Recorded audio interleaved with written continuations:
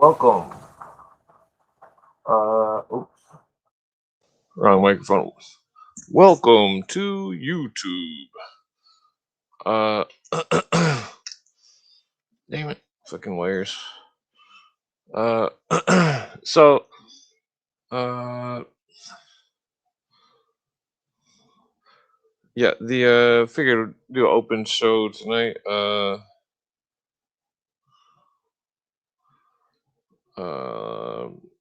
Open topics of discussion.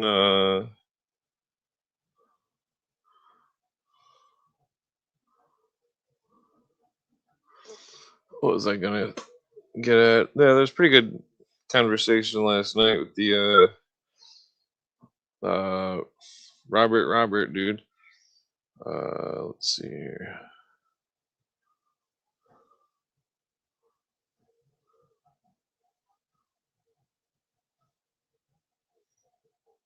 Yeah, guess I probably shouldn't answer text while I'm on the podcast. uh, yeah, we got at least one or two guests coming on. Let's see. Okay, yep, I already took out the garbage. Okay.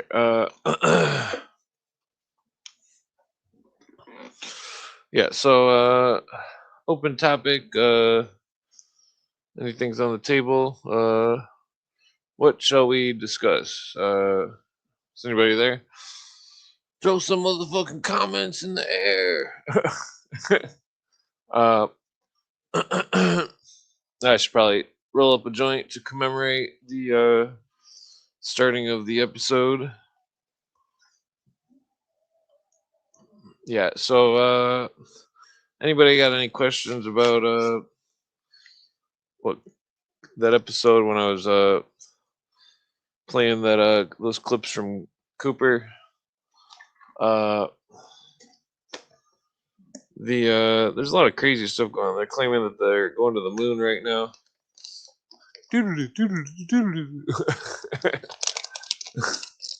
uh, who knows what they're actually doing. I mean, they could actually be doing that, or it could be total, total bullshit. Who knows? I mean, the alien stuff's only getting closer and closer. No, that's a bad joke. Okay, so I don't actually believe in aliens. But it's interesting. The whole conspiracy is very interesting. The oh wait, I forgot to put a link in the chat. If anyone wants to discuss or smoke a joint or let's see here. Oops. Wait, oops. Okay. Yeah, so there's a lot going on in the world today. Uh I swear I saw a weird plane earlier. I don't know if it was anything weird. What's going on, Pedro? Uh yeah, the I thought about playing another Cooper episode, but there's some guests coming on. I'm pretty sure. So the I'll do a review some other time. But so what was I gonna say? There's so much fucking garbage trending on Twitter and the news and stuff. And there's all these crazy movies of pro and anti technology. Let's see. There's a lot of. I mean, you see the stupidest shit on Twitter. It's pretty insane. Let's see. Yeah, the well, I guess I could invite Robbie. It looks like he's still up.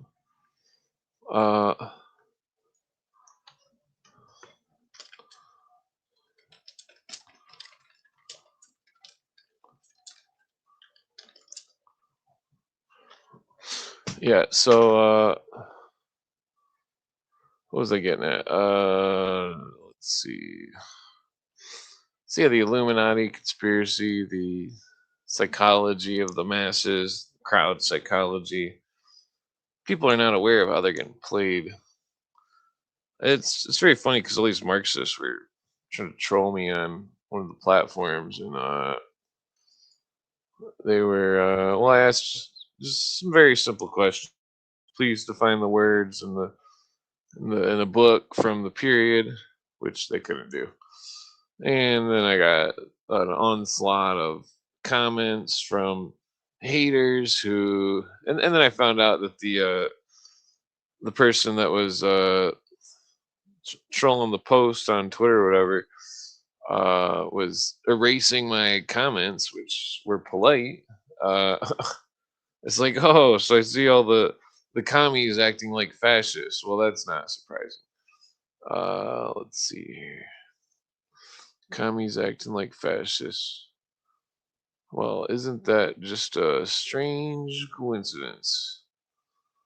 Let's see here.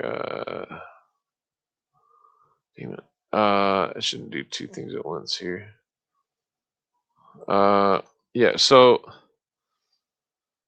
what was I getting at? There's a lot of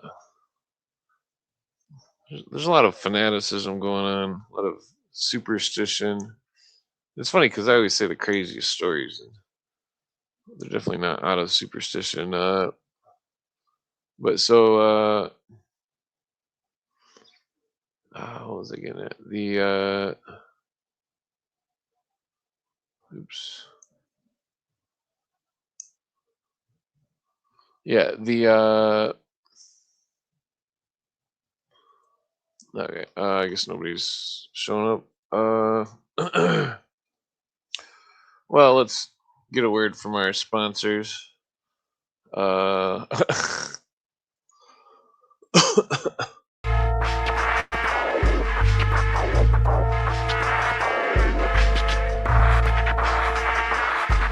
Meeting Red Lobster, motherfucking call the cops, sir. Did that shit. Why? Cause I watched turds motherfucking get flushed quick. That's enough, bitch. Talking your shit mouth. You better run quick. Cause I motherfucking did it. Did that shit. Why? Cause I run it. Come back. Why? Cause I got I had like one line. One good line. Yeah, so there's a lot of crazy stuff going on in the world today. Wars in Iran, oil not going. It just reminds me of the fucking like 90s and shit. It's like, oh, geez. The same shit over and over. Oh, there's some canal and some asshole won't let the oil out for some reason or another, and blah, blah, blah, and all this fucking. Nobody can get along. That's a sign of bad fucking. Bad hustlers. Hustlers never want stuff to stay still.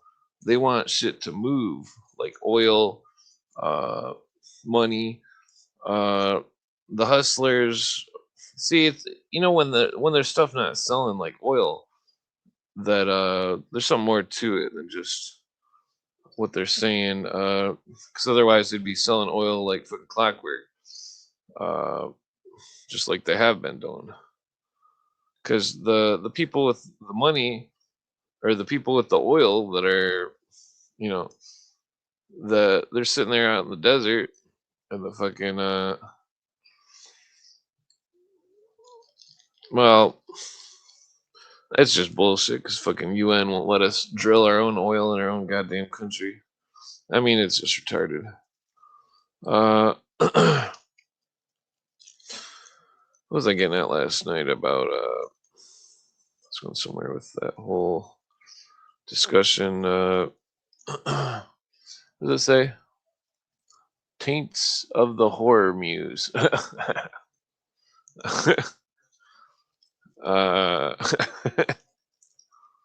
Yeah, so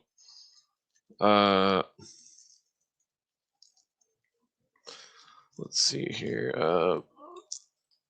Okay, sorry I'm slow. Now let's just go. Yo. Let's say aluminum. fertilizer. Oh, looks like we got a guest here.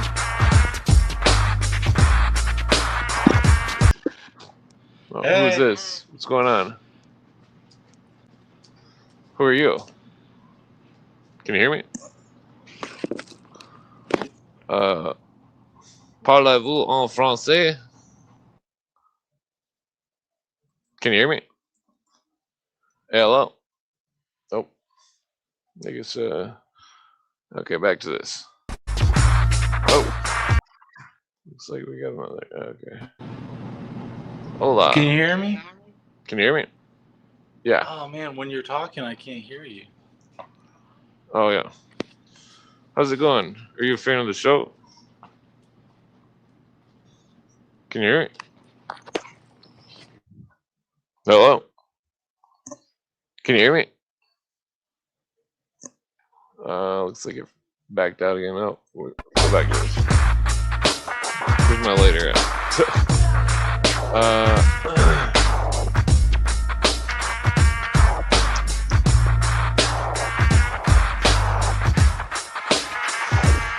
Let's see. Oh. Okay, let's try it third time. Third time's the charm. Alright, what's going on? Hey, I can hear you now. Okay. Sorry about that. Oh, yeah. How you doing? Are you a fan of the show? Yeah, I've. Oh, cool. Yeah, Thank you. my name's Spark. Maybe you've seen me in your chat. I think so. I'm really bad with names.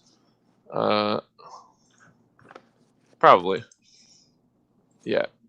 You still there? Yeah, I'm here. I'm just trying to get it off that automatic camera thing. Oh, okay. Yeah, you got any questions about the research or any discussion topics that you wanted to hear an opinion on, or? Well, what were you going to be talking about tonight? I jumped on like as soon as I saw you pop up. I was like, I bet there's nobody on yet. Oh yeah. It's just a random topic. Anything you want to discuss? Are you familiar with Cooper's work? Bill Cooper. What did he do? He's a retired intelligence officer that made the Hour of the Time show. I played a clip of it the other night. Oh no, but I love that kind of stuff. I got it on my YouTube. But houroftheTime.com has the whole collection. I'm gonna try to turn this camera thing off. He lays out the whole conspiracy. I mean, just lays it out like a filleted fish that fucking. Bro, I have so many opinions on conspiracies. Like there have been so many conspiracies proven true, you know, that nowadays it's just crazy. But I used to be in the Navy and I was a religious program specialist, like a chaplain's assistant. Yeah. Yeah, but when I was in Afghanistan, have you ever seen like the Phoenix Lights? Yeah. We had an incident like that when I was in Afghanistan and I saw those. I was there for that. Oh wow. That's pretty impressive. Yeah, did it give you the chills or anything, or was it like, what the fuck was that, you know? We just stood out and looked at it. Like there was hundreds of people looking at it, probably thousands, and we just couldn't figure out what it was. It was like in the shape of a triangle, and they just stayed there. You know, I hear there's a lot of UFOs over bases a lot, but. Oh yeah. Yeah, it's speculated if it's man-made, it's the Soviets. Oh yeah, Sabrina's asking what years roughly. Oh, well, that was like 2009. Oh, weird. Yeah, I guess I'm glad I didn't go to the Navy because I probably would have got shipped off too. I was like all signed up, and they're like, "We want to give you 17 vaccines." I'm like, "In a day?" They're like, "Yeah," and I'm like, "Cut me off. I can't do this. I refuse." And then I just never went back, and they never said anything. It's probably for the best. Like I had a terrible experience in the Navy. Someone was talking to me the other day, and they were like, "What's the worst job you ever had?" I was like, "The military for sure." And I know people don't like to hear that because like they love their vets, but that's a shitty job. I went to Iraq and Afghanistan. It was not fun. Oh yeah, that would suck. Definitely. Congress didn't even wage war. If it's more than 60 days there, then it's man, this joint's strong. Then it's technically a war. War.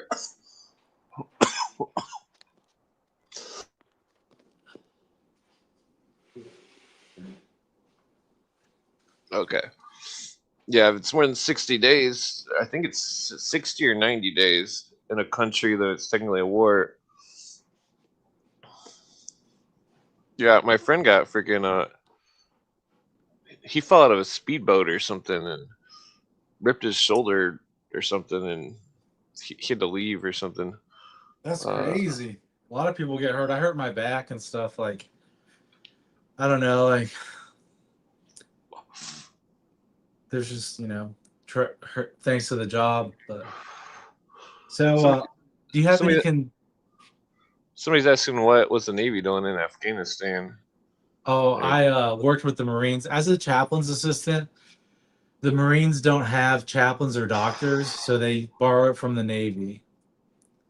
oh, chaplain. It's like a priest. Yeah, I was like one of their assistants. Like it's hard.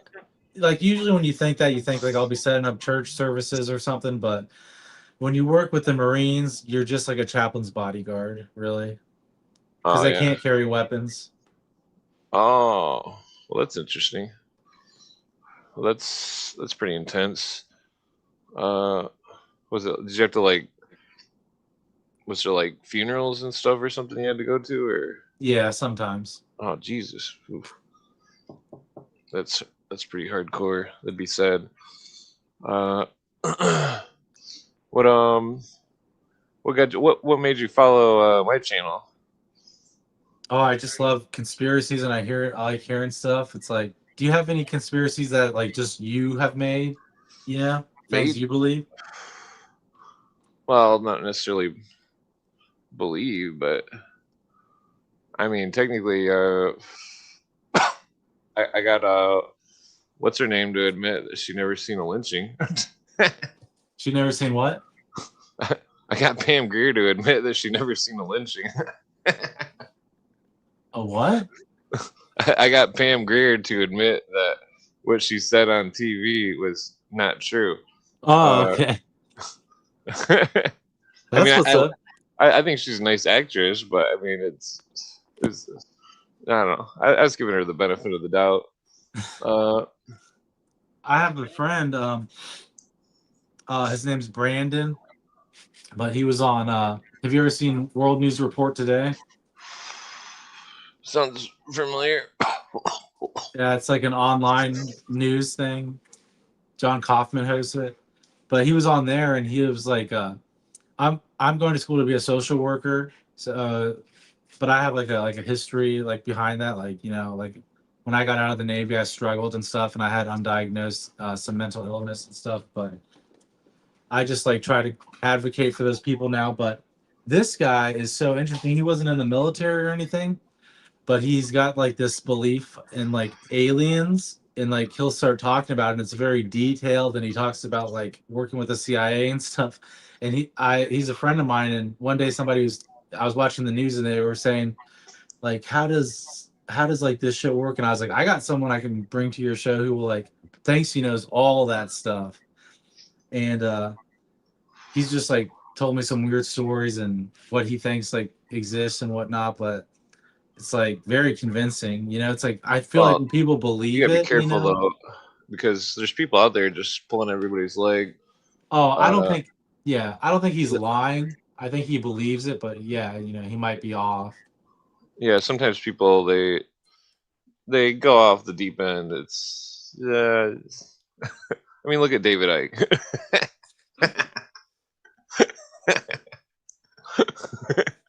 David Icke. Yeah. What was I gonna say? Yeah, you want to watch out for superstition or people that sometimes crazy people can be really smart, they can sit there and like quote half the shit. Then once they got you in, they hook you in with fucking bullshit that Yeah. they are like either they believe or something because they're crazy or that they've somehow misunderstood. And I mean that's I don't know.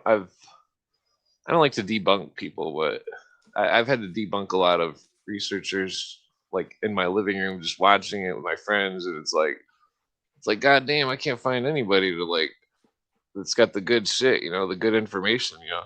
Uh, I have I have like a weird experience. I'll tell you a little about my story if you want. It's kind of interesting. But the Navy does not have a combat school. Like, you'd be surprised, but the only combat school in the Navy is SEAL school. Okay, so combat. what? Oh yeah, sorry. I just realized I left my machete over by the door. Machete?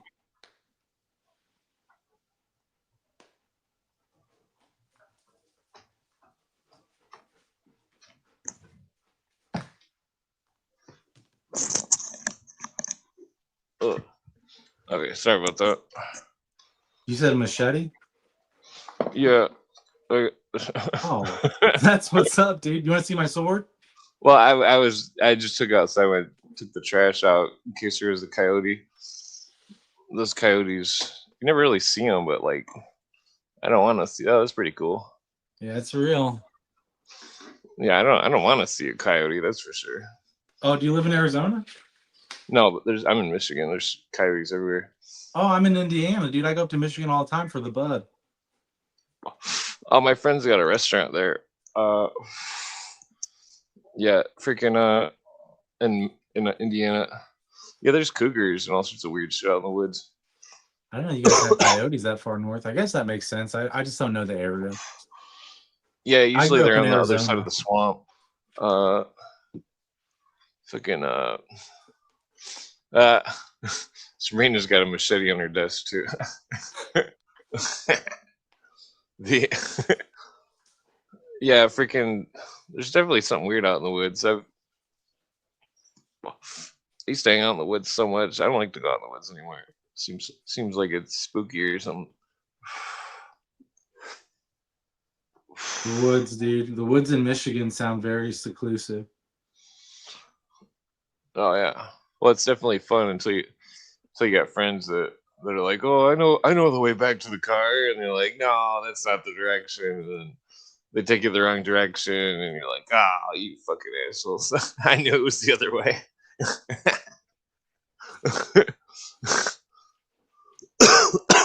Yeah, yeah. I mean, like, well, I mean, I've continued Cooper's research about the Masons and the Illuminati and the religious conspiracies, and but I mean, like, there's, I mean, I found a picture of an aurora craft on Google Earth before anybody else did. I took That's a what's up. screenshot of it. What have I brought to the table? I mean, when I wrote to the Masons, it was like they were all. It was fucking weird.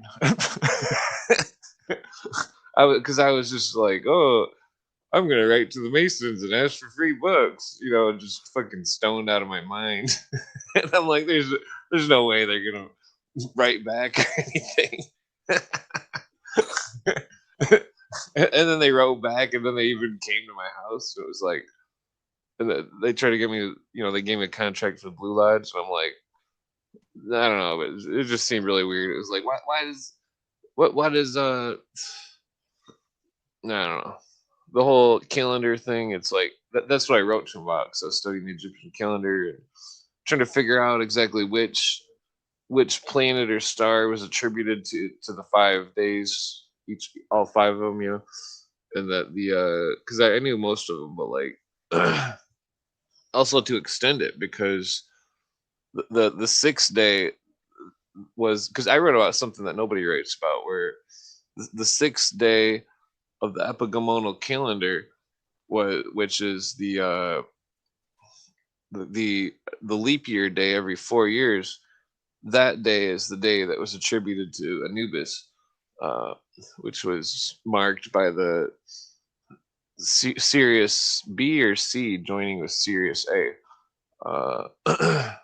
and that for some reason that made it so the rotation of the Earth around the sun was one more day every 4 years, according to the Egyptian stuff.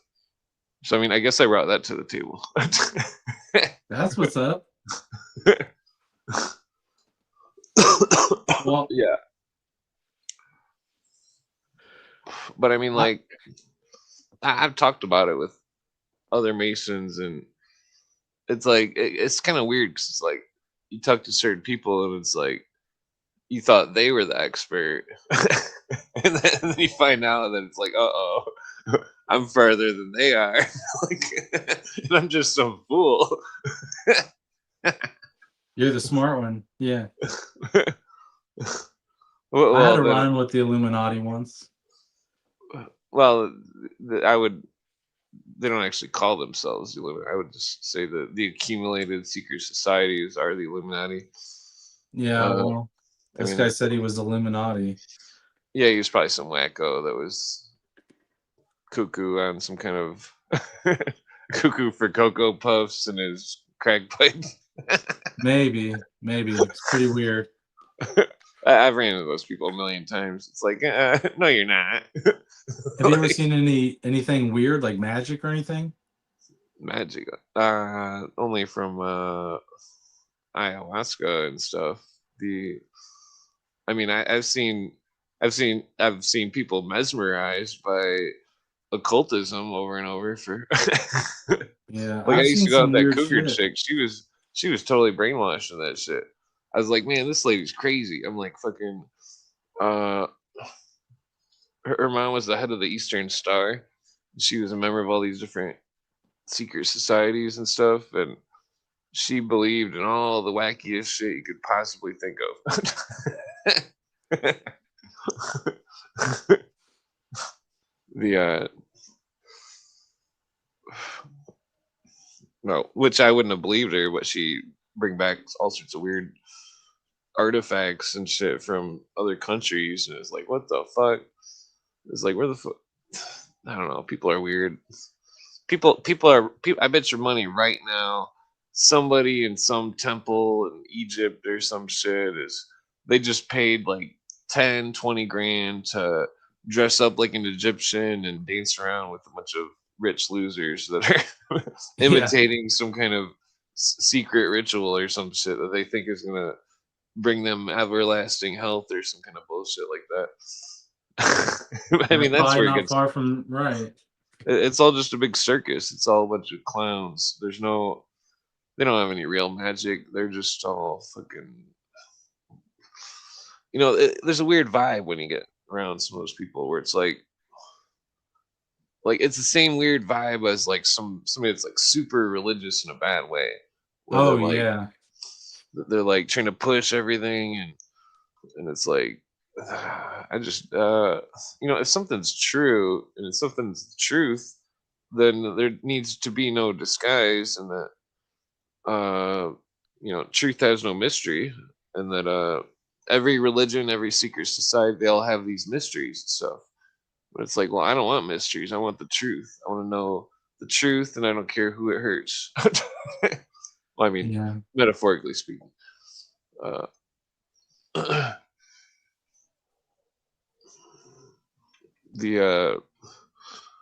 I mean, that's why the alien stuff is creepy, because nobody knows what the fuck that is. Oh yeah. I mean, I have a theory on it, but it's like all tied in together. Oh yeah, some kind of angel demon type theory, or No, it's not really that. It's just like it just has to do with like, have you ever seen like people hunting ghosts, like ghost hunters? yeah, And they like are scanning with the electromagnetic radar.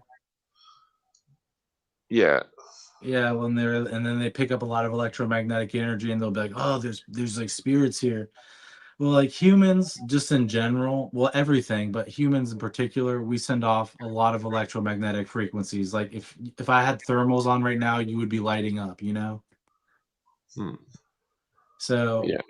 I just believe that, the energy is produced by us, like we're the batteries, and all the religions, everything that people believe in, is just like powered by what humans believe, And I think the Illuminati, like people who really are enlightened, not just people who think they are, it's like they know that like once there's a collective truth that's accepted, that the population like shifts that way, It's like once we all believe that, I don't know, like what's something we believe? Well, I see what you're saying, but just because somebody believes it doesn't make it true. You Close. know, I mean, close. That's people. true, but Well, it there reminds have me of been this silly people who movie I believe just things that watched. weren't true, that are true. Yeah. Well, I mean, there's this movie. It was what was it? It was called Sounds Good. Wait, some kind of weird, futuristic, stupid movie off Amazon. But it was like there, everybody was soaked up into their phones, and the it's like well, I mean, it reminds me of that. What was that Spielberg movie that he made, where the Ready Player One, where they're all living in a big dump with a bunch of trailers, and but he goes on the video game and he's like the hero of the world or something. It's like there's all this stuff going on that's it's all false enlightenment, false systems of flattery. It's like people are people are like a moth to like a flashlight. It's like they hear something that they think is somehow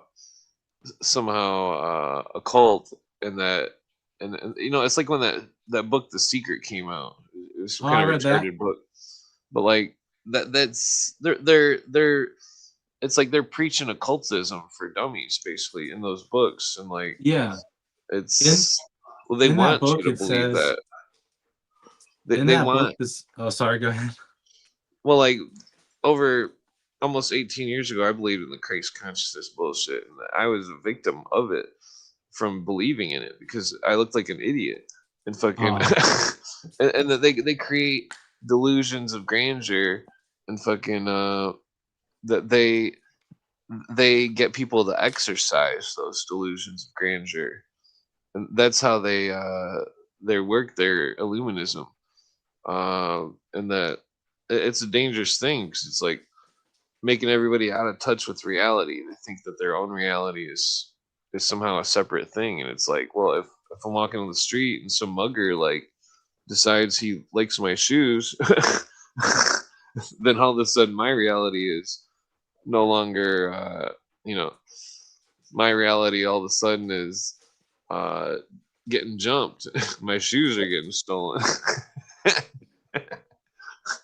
definitely. I mean, it's like a dog eat dog. I remember walking down the street once. I got off the school bus. I had my headphones on, and fucking this fat motherfucker ran up behind me and punched me in the back of the head. And then he got in his truck and drove off. It was just like, oh, I remember like getting off the ground like that motherfucker. Who the fuck? And then I figured out who it was. But the point being, It- though, I mean, like, you could be walking along and think everything's cool, and then a meteor or fucking volcano erupts, and all of a sudden your reality changes. You must adapt. That's the power of mankind, is to adapt. We're a species that has adapted to every climate. Uh, the other there's not a lot of other animals that can do that. Not that we're animals, but uh, humans. It's like uh, I mean, that's our biggest asset is adaptation.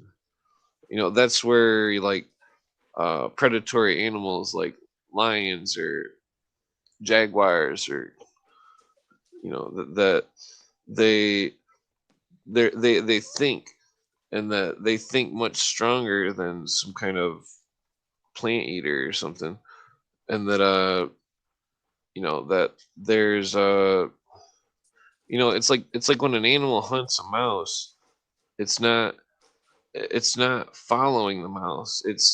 It's calculating where it thinks the mouse is gonna go, and then it jumps there when it sees the mouse start moving where it thinks it's gonna go, and sometimes it misses and sometimes it makes it. And it's like human anticipation of, it's like if you throw a rock in the air, you can see where it's gonna land. uh it's like we can calculate it in our minds, in our spirit or something, that the we can, it's like throwing a spear or something. Hey, what's going on? What's up? Hey, Not what's much. up? Long time no see. Smoking some joints. No, still smoking tobacco. I got the best weed in the world out with me, but I haven't broken into it yet. Oh But yeah. I do want to smoke. But I'm gonna save it when I have something to celebrate. Oh yeah. Yeah. I got some purple weed. My friend for my next batch, he's getting some stuff called Irene. I never heard of it before, but apparently it's insane. And he's getting Cookie Wreck, which is like cookies and train wreck. And he's getting what was the other crazy one? He's getting a GG4. Yeah, I already got the strain list for next time, and I'm like, God damn, this is some amazing stuff. But for now, it's just going to my custies. Yeah, What I do you went to a guys got? store and they were like, they forgot to give me the 20% discount. I was like, oh, those motherfuckers. Oh, Uh, dispensaries? Yeah. yeah, we're just talking about random subjects. Oh, nice. Yeah, we're just. I was just on the phone all day because we're trying to figure out what to do with dealing with this shit with our kids. So we want to appeal it, obviously. So it's just fucking crazy. The courts in New York are so corrupt. It's like it's just it's unbelievable how corrupt the courts in New York are. Like Oh yeah, absolutely the most corrupt. you need like a lawyer like Jeffrey Feiger or something. I mean, if I could get them, but I want what we're gonna do. A few of us, we're gonna file notices of claim, and remedy. It's like like a remedy, like you basically is apparently it's a federal. There's like a federal like process, I guess you could say, that you go through where you let them know that you had your rights violated, how they violated them, and you ask them to remedy it. And if they don't respond in a certain amount of time, you bring them into this court, and it's called it's like a notice of claim or a notice of. Sorry. It's not the exact word, but we started doing it like 3 years ago, but we didn't finish it all the way, and now we're like, fuck this, let's finish it. So Oh yeah. yeah, it's like the only thing you can do to get like real justice. So yeah, I am still in awe Yeah. that they did this to us. Hello, everybody. Hi. I just remembered to look into the chat. Yeah, for those who, if you remember, I was part of the case against the mandates, and the court overturned our ruling, the appeals court, and it wasn't on the merits of the case. It was, they claimed that we were time barred, but our case was a hybrid, which means there was two aspects of it.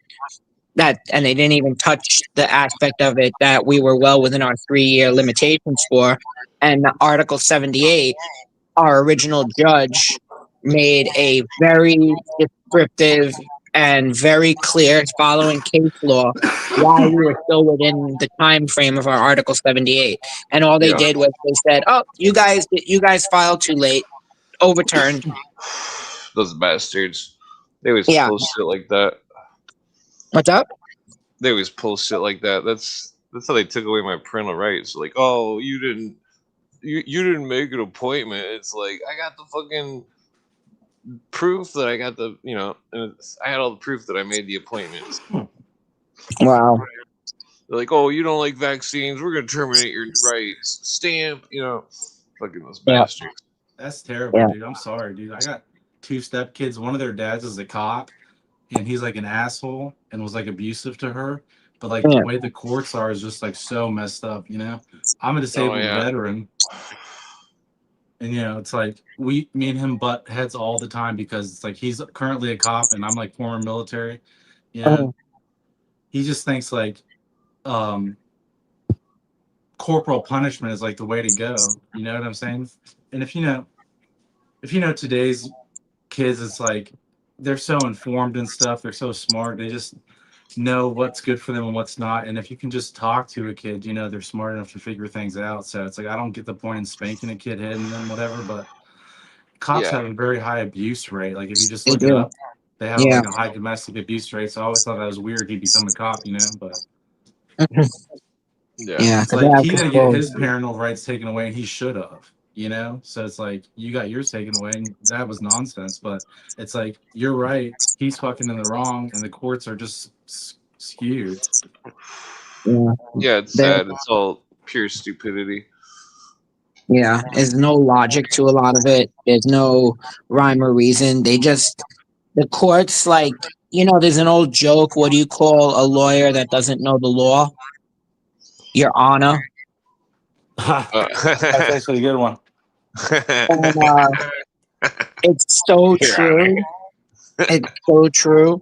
Like, they literally can just abuse people for no reason, and just because the judge, like in New York, like if you know the famous infamous Dexter Taylor case with that that guy who was like an enthusiast, and they busted him up and treated him like he's a fucking gangster or something, and the DEI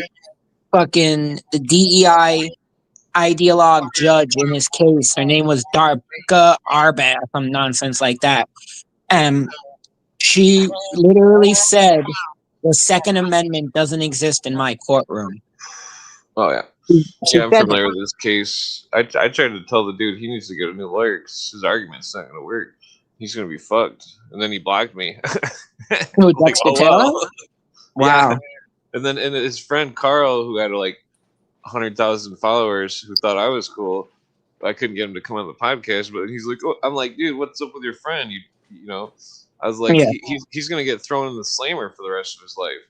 I'm like, is he fucking retarded? And he's like, oh, he's got an argument. I'm like, his argument's fucking slop. I'm like, he shouldn't have been doing that stupid shit. I mean, that's just crazy. It is, and it's like now. It's like, how do you have a judge? How is a judge allowed to stay on the bench after blatantly ignoring, like, the Second Amendment? It's like, you don't have to like it, but you have to uphold it. Cooper proves there's no Bill of Rights and there's no Constitution. Yeah. The judges are literally under a military jurisdiction. No, it's they have to conceal from the public that there is no Constitution, basically. Yeah. I mean, I don't know if all of them know that, but I know that's federal judges. State judges. I know it's state judges, like, because there's really no such thing as a state court, or I believe it is. I recommend if you watch Eric John Phelps, if you want to find him on YouTube, it's Vatican Assassins, and he had a recent episode where he interviewed this couple, Margie and Jack Flynn, and they have they're really good. Apparently, they've won over 10,000 cases just by forcing the courts to adhere to the Constitution. To like what is it, Article 6? I forget what it was, but I have to say, watch that episode. I actually just reached out to them. They responded to me, but I'm gonna reach out to them again because they said they want to look over my situation.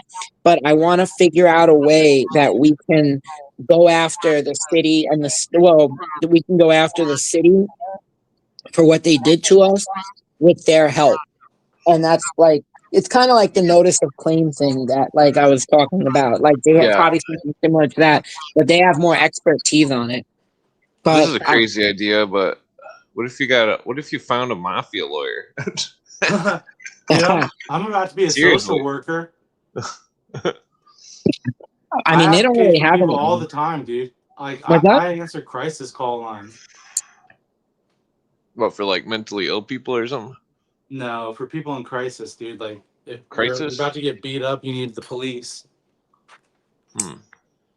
Wow. No, that's not 911. I'm talking about like, yeah, in drug situations and stuff, you need a safe house, you need a safe room, you need a place to go. Yeah. Oh, like a halfway house? No, it's different. No, like a cut. Like a what? A cut. I think they call that a cut. Cut. I'm not familiar. Yeah. It's called Southwestern Behavioral Health here in Indiana. Oh, I thought it was something else. Oh, is it like some kind of a shrink place or something? No, they're the biggest mental health provider in Indiana's southern area. Interesting. Yeah, and I'm telling you, they have a crisis number. Like, let's say anything happens, anything you're in crisis, you can call it. And if you need a I'm out safe of place to weed. go, they got rooms. Sorry. Oh wow. Oh, well, that's kind. Yeah, it's pretty much. Look, I'm about to switch jobs. I'm not gonna lie, because I just got offered a job at the VA, and a government job's the best. But Yeah. Oh yeah, that'd be cool. but they had to go through my background like crazy, and it was very invasive. Yeah. And like I have charges and stuff. Like I have assault against police officer charges. Oh, And I had to Jesus. explain to them what happened. I was like, I had PTSD, and this cop came up behind me, grabbed my hands. I was like, he didn't say he was a cop. I was like he said earlier, someone punched him in the back of the head. Remember that? Oh yeah, that was when I was a kid. Yeah. So what would you do if someone just came up and grabbed you by your hands in the middle of the night? Wow. Oh yeah. Would you That fuck would him be up? Well, I wouldn't. I'm a runner. Well, I'll tell you what happened. I didn't fuck him up, dude. I went like he grabbed my hands, and I went like this, and I headbutted him. Boom. Oh, And then I turned Jesus. around, and I saw it was a cop, and I was like, Oh, you didn't. Oh, he didn't. He didn't declare his identity. Yeah. yeah. Yeah. Did it get dropped or? It got dropped to a misdemeanor. That should have got dropped all the way. That's fucking. He technically assaulted you if he didn't. You know why I didn't get dropped? Because I was in Texas, and the VA usually would come and intervene, but Texas is so pro-veteran, they were like, we got it. They're like, we'll take care of it. And they did not take care of it. They fucking gave me a charge, and they let that cop win. Wow. Yeah, because the police do stuff that's illegal all the time. Yeah. Like, even if they run your plate without probable cause, I mean they can't do Well, that. There's violation of the Fourth Amendment. the Supreme Court said it's not. They You guys said want to see that my gun? No, don't show it on YouTube. It's a lighter. Oh, okay. Does nice. that scare you? There's YouTube. So, Yeah, my friend. You know what? The cops attract a weird mentality. well, there's good ones sometimes. It's just It doesn't matter, because in to the be a cop, you cities. have to want to be an authoritarian. Well, the cities get ugly. The cities are so fucked up. Well, I think a lot of that started like the authoritarianism in policing really took shape after the war in Iraq, because a lot of cops the whole mentality of changing of cops changed after in like the early to mid 2000s, and basically they were coming home from Iraq, and it became like us versus them. Like it went from community policing where like the cops knew the guys, they knew everybody, they knew the town drunk, they knew the neighborhood.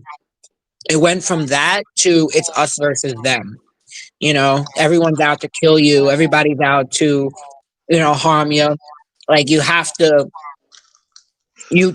that same mentality from Iraq, from like doing patrols in Fallujah, take that and bring it to like the streets of your hometown, and that's when like, policing really changed.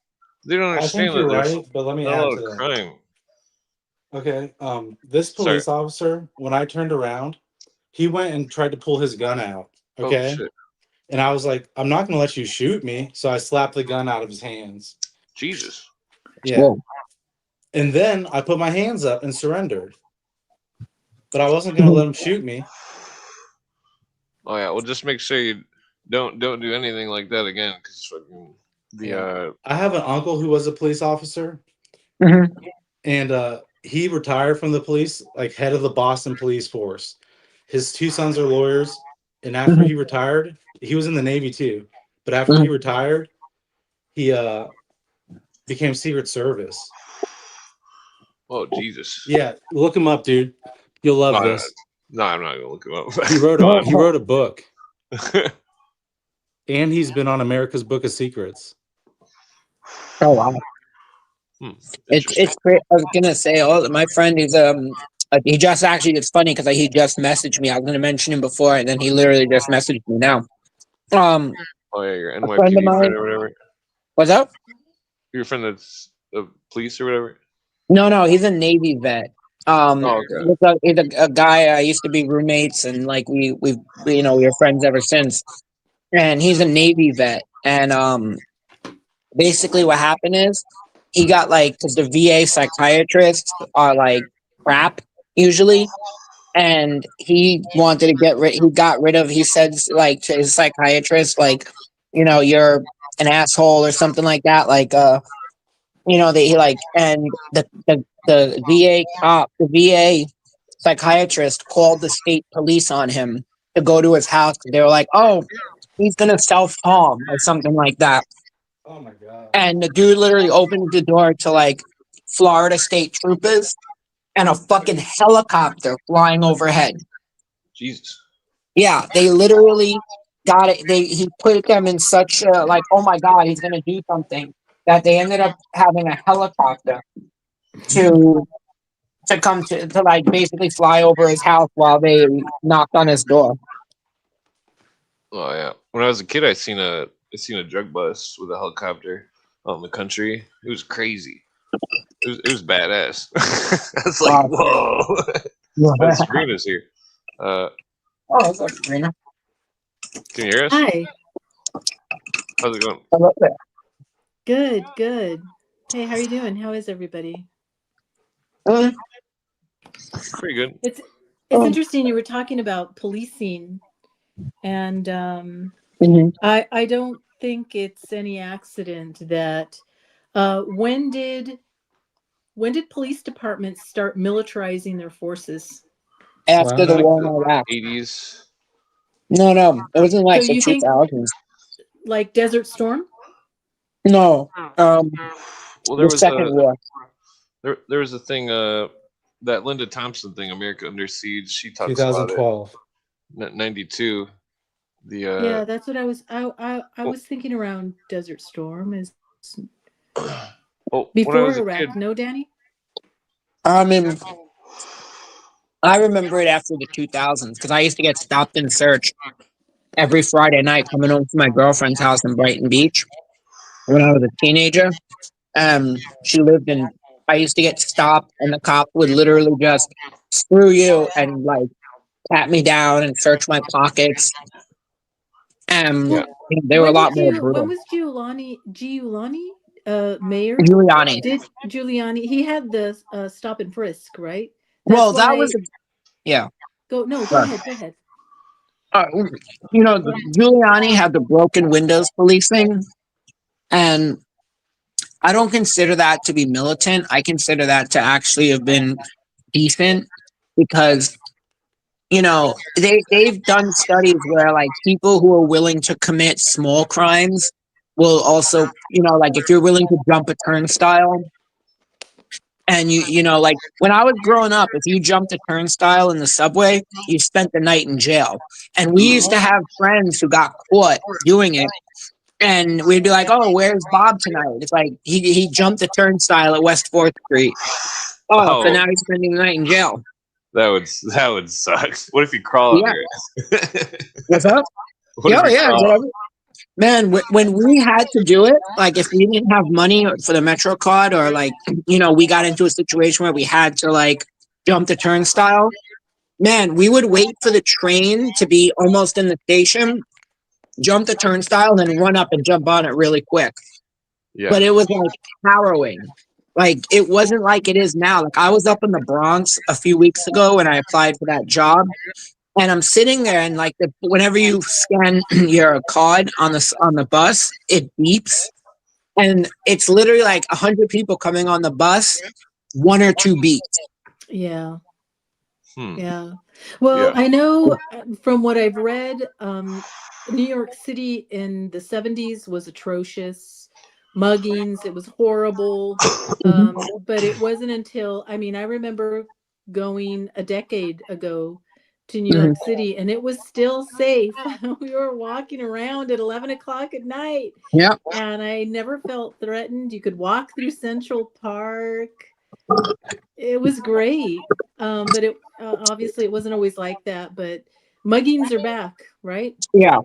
So when I first moved here, when I moved to Manhattan in 2016, on really nice nights, the old lady would sit between the buildings. They would sit like on the benches. They would sit. They do laps around 9th Avenue to 24th, 25th, and 8th. They would do like laps around the buildings. Now they can't do it anymore. We had an incident. Like we had this the guy. He was a senator. It's funny because when I showed up, they must have known who I am. They must have a database of all the known people, like adversaries of like and he's like a hardcore liberal psychopath. And Brad Hoylman, and he came to my building, and he came to someone's apartment to do like a little meet and greet. One of my neighbors, who's a hardcore lib pod, they all are. He says, we've had issues with like homeless guys attacking people and like hitting old people. What do you think? Like, what should we do? We call 311, we call 911, and it doesn't seem to like help anything. And Brad Hoylman, basically, his response was, "Get your boosters." That's terrible. Dude. Oh, wow. I have a great story with a senator. You know John McCain? Yeah. Yeah. Yeah, I was at the Phoenix VA in 2011 when that scandal happened, and he made sure I got fucking benefits, like personally. Wow. Oh, wow. Yeah, he came to my hospital. Look, I'm not going to brag. I'm just saying he's a great fucking dude. No matter what anyone says, he was a Republican, fuck that, whatever, but he was a great guy in the heart. He cared about veterans. He fucking cared, and he died, and it's sad. Because, like, you know what? His legacy got shit on. I'm not going to get into it, but he did a lot for a lot of people. Wasn't he in a 9/11 documentary where they told him to, like, you got to stop talking? Oh, was he? Interesting. I don't know if it was loose. It was some documentary. I thought it was a 9/11 documentary, and they basically, like, right in the middle of it, they're like, "Sir, we got a phone call," and they cut it off, and then they come back and it's like, "Yeah, unfortunately, I gotta go." Yada yada yada. Huh. Yeah, one time he was having protests outside his office, and he went out there and talked to the crowd, and he said, "I fucking love this," but he was like, "Listen up, assholes." He was like, "You've been rude to my staff all day." He's like, "I will listen to you. You come down here, you request to be put in." He's like, "I'll see each one of you individually." He's like, "To come out here to treat my staff terrible." He's like, and I was like, holy shit. He like scolded them like an old grandpa. Yeah. And then one time when I was in Iraq, there was an EOD guy who got killed, and CNN or someone showed pictures of his body before fucking his parents got the news from the Navy. And fucking he got so mad, he locked the base down. He fucking chewed the generals out. He was like, the whole Marine Corps got fucking chewed out, because and that dad was so distraught. He drove from fucking wherever he was, I think it was Arizona or Texas, to DC like in one without sleeping. came to John Wow. McCain's office and was like, I find out my son is dead like this. You know, it was just terrible. Yeah, it's pretty tragic. Yeah, that's crazy. Yeah. Yeah. I mean, like, I think Eisenhower warned us the best about the military-industrial complex, and Cooper talks Yeah. about how the whole military is a giant socialist thing, and how that because socialism doesn't seem to work ever, but like No. the what was it gonna it's like the way the founding fathers wrote the Constitution, it was never intended for America to have a standing army other than the Navy. Yeah.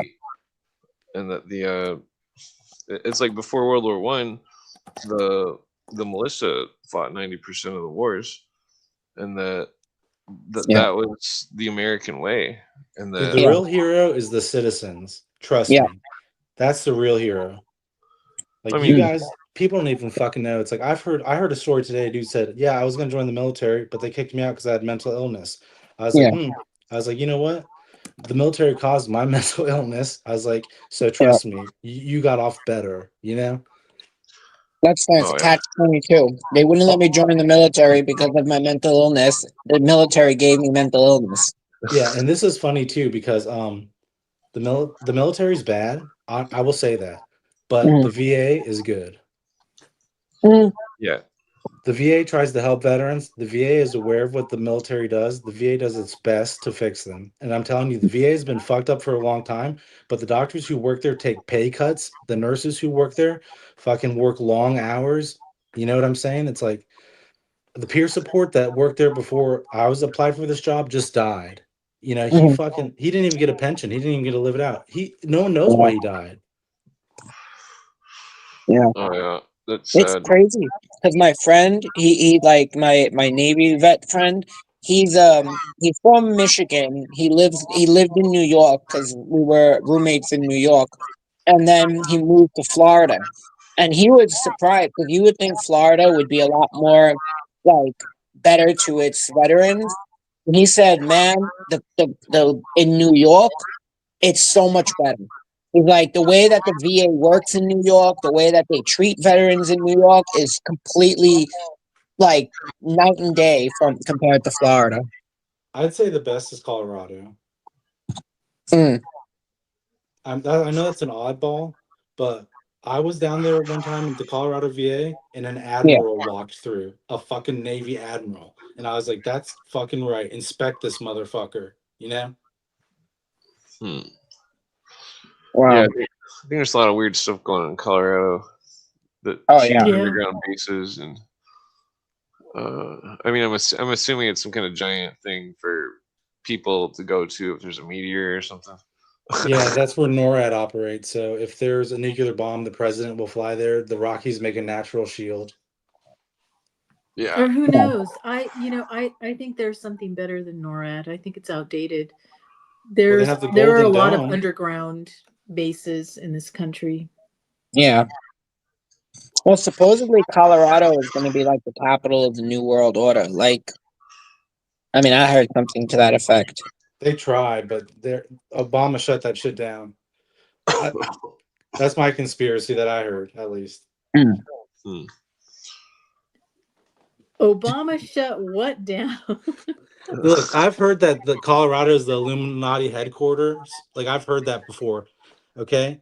And when they legalized weed, there was a lot of weird shit going on out there. I'll admit that too. Okay. But Obama flew out there when they legalized weed. Okay. And nobody knows what he did. But I think he got high legally as the president. Yeah. Okay. Well, He went to That's like a all I'm celebrity. You ever hear that thing about like the underground Starbucks in in Los Angeles? They have like an Yeah. underground system and of like tunnels and stuff for people like famous people to drive around privately.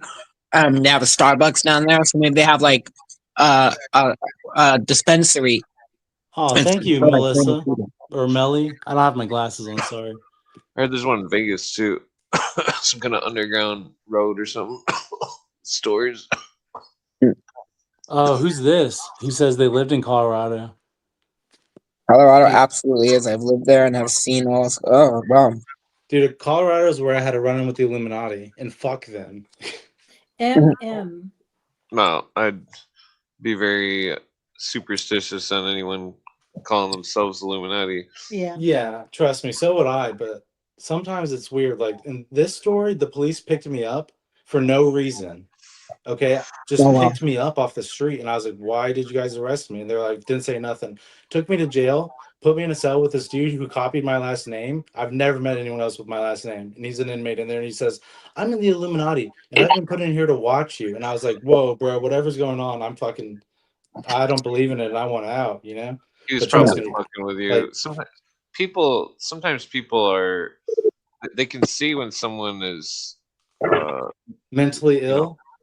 yeah, and they take advantage of it and they tell them stuff that is not true. Yeah, And why would the police arrest me though? That's really taking advantage of somebody. And I know you're thinking maybe you were drunk in public or something. They eventually told me I gave them a false name. And I was Oh. like, I didn't even talk to you motherfuckers. Yeah, and that's not illegal to give someone a false name unless you're being arrested. They So can't like a secondary. technically you have a Fifth Amendment right to not say anything. fuck Yeah, that, that's dude. why when we talk about stop and ID states, there's no such thing. That's what drives me crazy about the police. It's like you have all these millions of videos, everybody knows about it that you don't have to identify, and yet you'll still see these videos of cops being like, sir, can you give us your name? No, I'm not giving you my name. I don't have to. We're gonna arrest you if you don't. It's like we know you can't do that. We know it's not. It's legal. It's perfectly fine for me not to give you my information. Why are you being a jerk off? Like yeah. I'm going to disagree with you there. I will give them, my ID, my insurance, whatever. Yeah, if you get pulled What over. I'm not going to do is answer questions. I don't answer questions. Where are you going Yeah. with that? Smart, yeah. What Well, were I you always doing? ask them Where are you why they headed? pulled me over before I hand them my ID. I'm not talking about Oh, getting didn't you say pulled you were in over. a I'm talking database? about like people walking around or passengers in a car. If you're a passenger in a car, you don't have to give your ID to a cop if they pull the driver over. Yeah. And that's been established multiple times. If I'm walking down the street and if a cop comes up and says, "Hey, a guy who looks like you just robbed an old lady, give me your ID," you don't have to give them your ID. Like I've been pulled over by the cops. I keep, and of course I give them my license, my registration, but I don't answer Right. questions. And they'll get angry, And I have people who tell me like, "Oh, well, if you don't answer questions or you try, they're gonna just search you anyway." And I'm like, "Okay, that's why you keep a dash cam in your car, Right. and Yeah. that's why I have a dash cam." If they pull me over, they ask me what they wanna, where are you heading to? Sir, I just don't want to answer questions politely and firmly. Politely. Right. Yeah.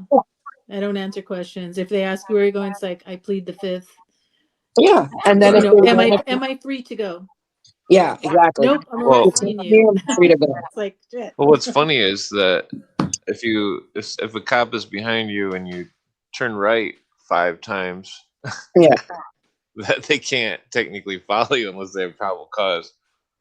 And if they do, then that's harassment. Well, but our Fourth Amendment rights are constantly violated. I mean, Yeah. the The checkpoint. second they run your plate without a probable cause, Yeah, it's the violated. checkpoint, the DUI checkpoints are a violation of Fourth Amendment rights. It's like, yeah, where are you coming from tonight? Have you had anything to drink? I think the less you Yeah. say, the better. Yeah, the Well, less if Well, I got technically, if I got stopped at a DUI checkpoint, I would roll down my window and politely say, "I'm calling the sheriff if you don't let me drive through without being fucking, Well, no, technically, you don't have to do it. Or if they put you through it, if you go into a DOI checkpoint, you don't have to answer questions. yeah, no. You can put your license up to the glass. But you're not technically obligated to give them or hand them your physical license. You can just put it up to the glass so they can read it. But if they want it, you can just say, "I don't want." You can pull down your window and just say, Well, "I don't want to answer Well, it's still a questions." violation though of the Fourth and Fifth Amendment. The only thing that makes me nervous about that, the one thing is rolling down of the window. And I've seen police officers say, "Roll your window down," but then they'll reach into your car. And I've that's seen them What? reach in and what's funny unhook because you from your seatbelt, and so I mean, you can only hope for the best and just not make the situation worse. Fuck But police, dude. re- That's all I'm saying. They're Oh, bad. Like there's a weird mentality to them. well, you I don't know gotta yeah, why be people nice and stand up for the them. courteous. modern police, yeah, because they had a lot of modern cops got this training through a program that basically taught them you versus them. You know, you're a yes, cop, they're yes, your enemy. They Everybody's harass homeless people. They arrest mentally ill. My whole job is to prevent that. yeah, Yeah. Well, that's so Like cool. seriously. the Like I trick don't know is why, to but police just have a terrible, terrible mentality, and ICE has a worse one. And I don't even disagree with those jobs. I think they should exist, but for some reason it attracts the fucking lunatics. Yeah, well, they do feel. Well, I have a coworker who used to be a police officer, and she told me, Sabrina, once I put on that uniform, and it's like everything changes. It's like, yes, yeah, you have yeah, authority. You have authority. There's a change. yeah. yeah. So Let's the thing with like ICE right now is that like this is all theatrical because ICE had like Tom Homan was Obama's head of ICE. ICE has existed for a long time, and we've never had what we had now, where they're running around on the Mhm. street arresting people like ridiculously. I feel And like plus the Trump. numbers are way huger of how many immigrants they were getting back. well, it's also because it's set up Yeah. like in New York, you can't go, like, ICE is not allowed into a prison. So if an illegal gets arrested, it's like, okay, now you hand them over to ICE and deport them. Then the city will say, no, you can't do that. So it's like, oh, well, now we got to get on the streets because all you sanctuary cities, but that's all theatrical. It's That's fucked up all just though like because regalia. if they picked somebody up who was some kind of Mexican gang member or something, then You you know, know, you mentioned Mexicans. If the norteños and the sureños got together, they'd be the biggest gangs in prison. Wow. But I they're used, they're at odds with each other. I used to know this Mexican lady. She Yeah. was my friend's sister. She was a police lady. We used to talk about the hood because I lived in the hood that she worked at. And fucking, You, I'd be like, "You are the most bravest lady I know." Like this is, you know, it's Clint, were you in a gang? no. Spark, were you in a gang? yeah, but a white gang, surprisingly. What? All my black friend's cousin that was Yeah, I was like, look, ugh, Oh, what does that say? Antonio and my wife's name, but Aryans get a tattoo over their heart. Oh, wow, I didn't Arians. know What does that that. mean? It's just like white brotherhood. Aryan, Oh, he well, said. Aryans. Look, sure you've I'm evaded that, haven't you? Italian, but I'll tell you why I'm an Aryan, and it's a funny story. But when I was in jail, I first hung out with the Mexicans, okay? And then I got in a fight with the biggest black dude in there, and I won, but none of them had my fucking back. And all the black dudes were gonna jump me, and they switched me pods, and you know who picked me up? The Aryans. Yeah. They were like, look, bro, if you hang out with us, we will have your back. And I was like, fuck yeah. Well, the trick is to just not get in trouble. Yeah, but when black dudes team up and steal your shit and stuff, and this is terrible, but 40% of veterans who are homeless are African American, and they Yeah. end up in jail a lot. Yeah, or homeless. Wow. Yeah, it's terrible. Really Like sad. it's just a social economical problem. It's not even a race problem. Yeah. Yeah. Well, But there was this homeless guy years ago. He was like an older homeless dude. It's like, you have anything for a veteran? And I had just gotten my job, so I was kind of had extra money. So I was like, fuck it, let me, and I gave him like $10. And I'm like, wait, you're a veteran? And he's like, yeah. And I'm like, what do you do? Why are you out here? He's like, you shouldn't be out here, dude. Why can't they find you someplace to live? And they're like, oh, they're trying to set something up for me, but it takes a few days.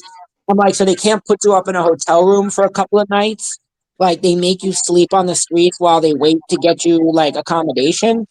I'm like, bro, this is not right at all. That's New World Order. Oh yeah. I will say one funny thing I can say is like when I was growing up, because like we were rocker kids, and I had like a mohawk, and we could walk around Brighton Beach any time of day, and Mexican gang PCS, which ran that area, would never mess with us.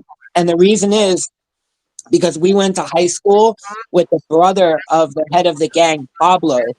And Pablo would be chilling with all his homies on the stoop, and we would walk past, and he'd be like, "Yo, anarchy!" And he'd come running down, and he'd like, give us all a pound and say what's up, and they all knew that we knew him, so we could walk around at all hours. They would never mess with us. And he was on the news one time because I think him and his brother or one of his brothers got drunk and beat up his cousin, and the cousin died or something, and they were like, it was like just, but yeah, no, that was really funny. Like, we had the back of the Mexican gang in Brighton Beach. Whew. Clint, bro, I'm so happy to finally be on your show. I have been watching you for a while. You have? I've never seen you in chat. Yeah, I usually stay kind of quiet, but I swear I'm subscribed. Yeah. Like, subscribe, and share. That means he knows more about us than we know about him. It's a little scary. Well, I'll tell you something. Mexican gangs, when I was in Arizona, were the most violent gangs. Can you agree with that, Sabrina? Even more violent than Asian gangs? In Arizona? Jamaican gangs? In Arizona, yeah. Well, they're all violent. I mean, they're all violent. Yeah. It's funny because Mexicans. By the way, I was never in a gang. I was a goody. My mom was a beauty queen, but I did grow up on the US-Mexican border.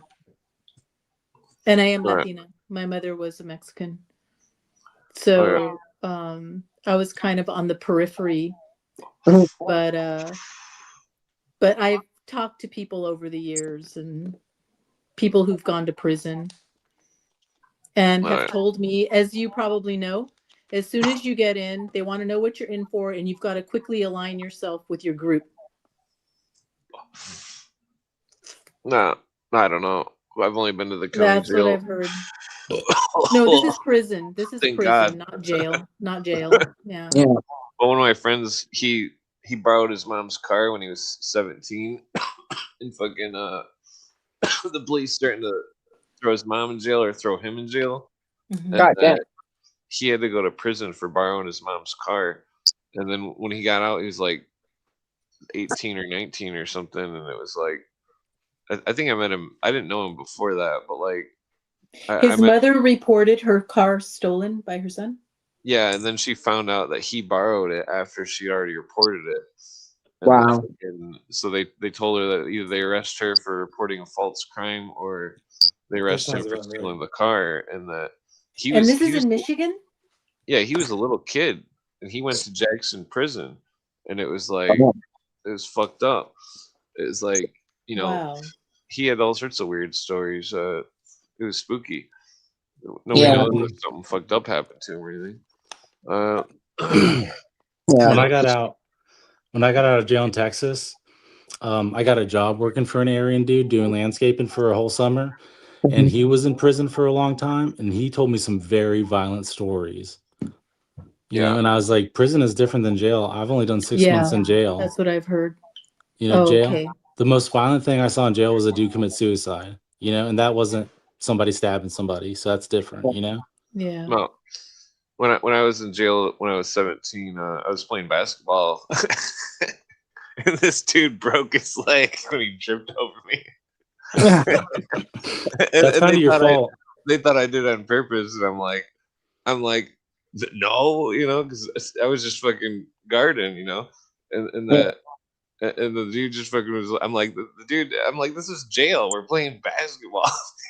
This dude broke his leg. It's not my fault. It happens.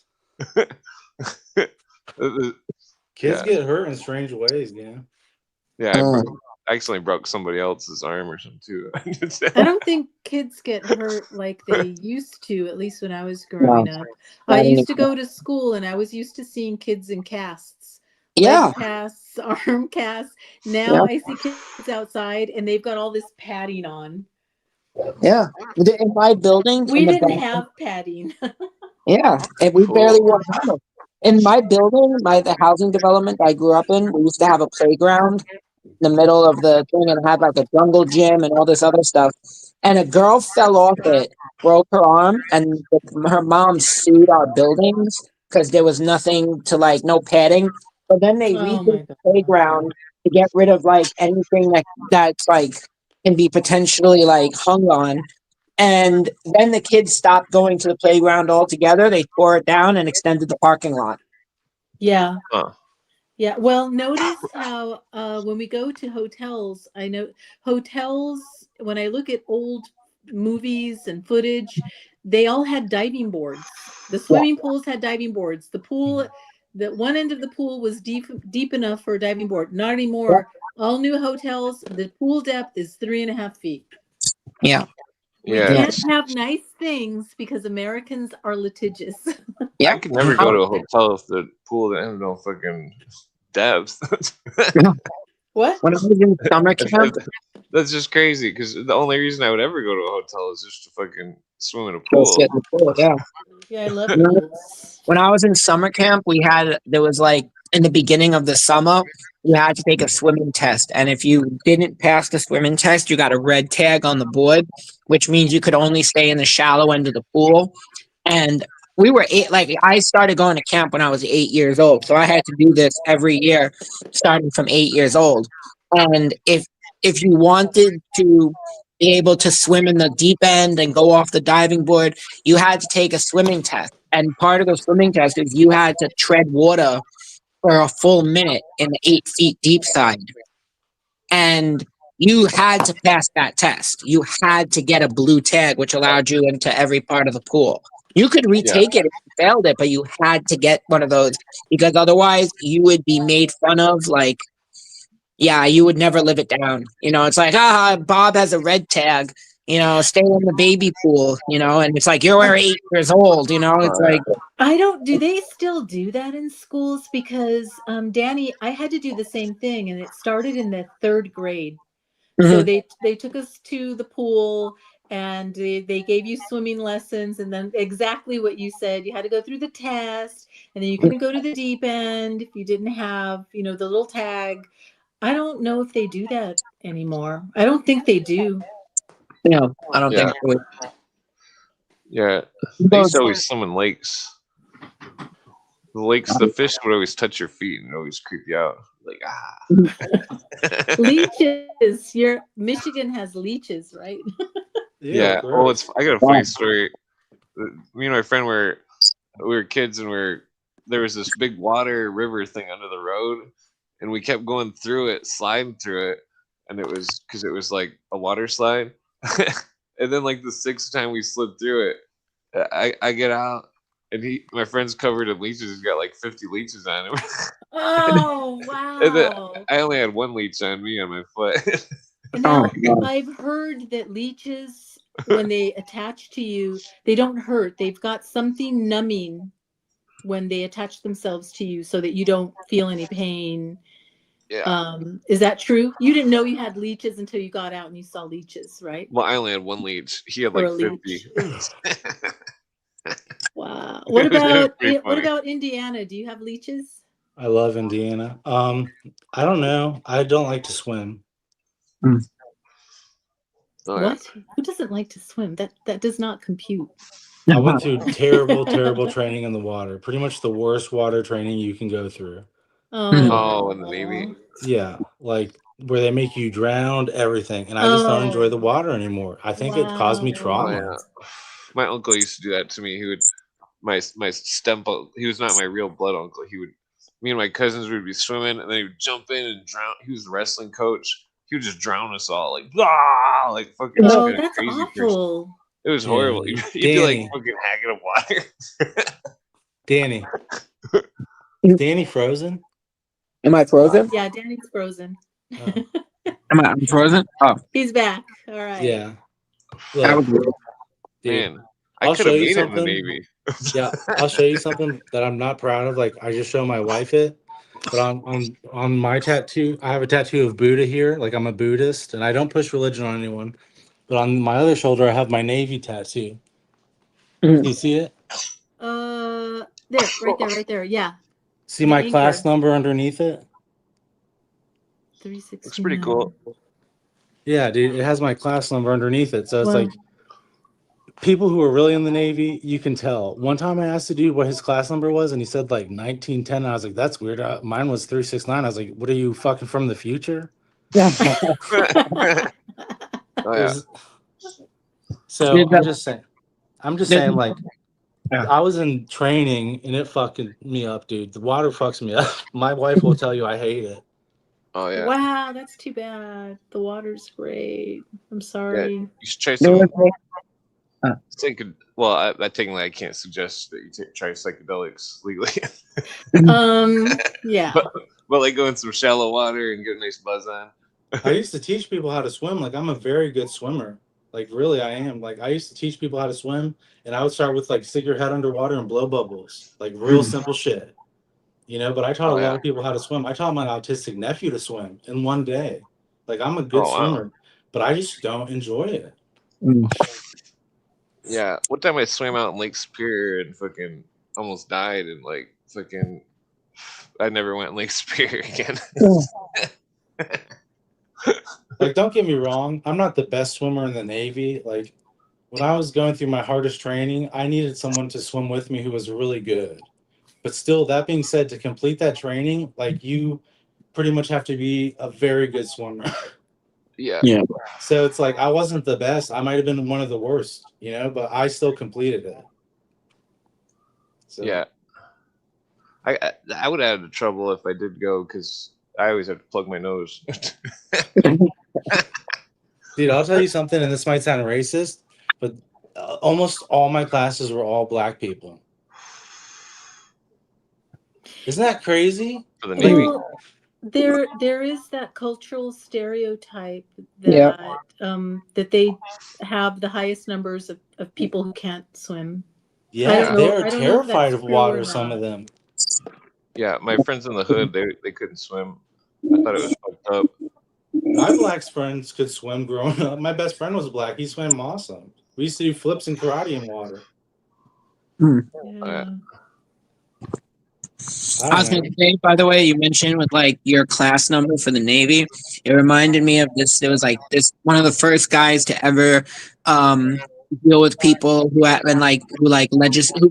tried like to push legislation against stolen valor and all that. And he was like a Navy SEAL, and he famously said there were only 500 Navy SEALs deployed in Vietnam, and I met all 3,000 of them. Yeah, dude. Let me tell you something about Navy SEALs. I worked with a group called Red Cell. Like, in this, like, I don't even tell people this because Red Cell doesn't exist anymore, but that's a Navy SEAL group. And I was like their religious program specialist. And like, those motherfuckers do shit that doesn't even exist. Like, look, My friend I got can- injured before he could go to the SEALs. He was in it, but then he got injured in it, and I now grew he's up in just- San Diego, Peter. so I used to go to Coronado early in the morning and sit on the beach so I could watch the trainees Wow.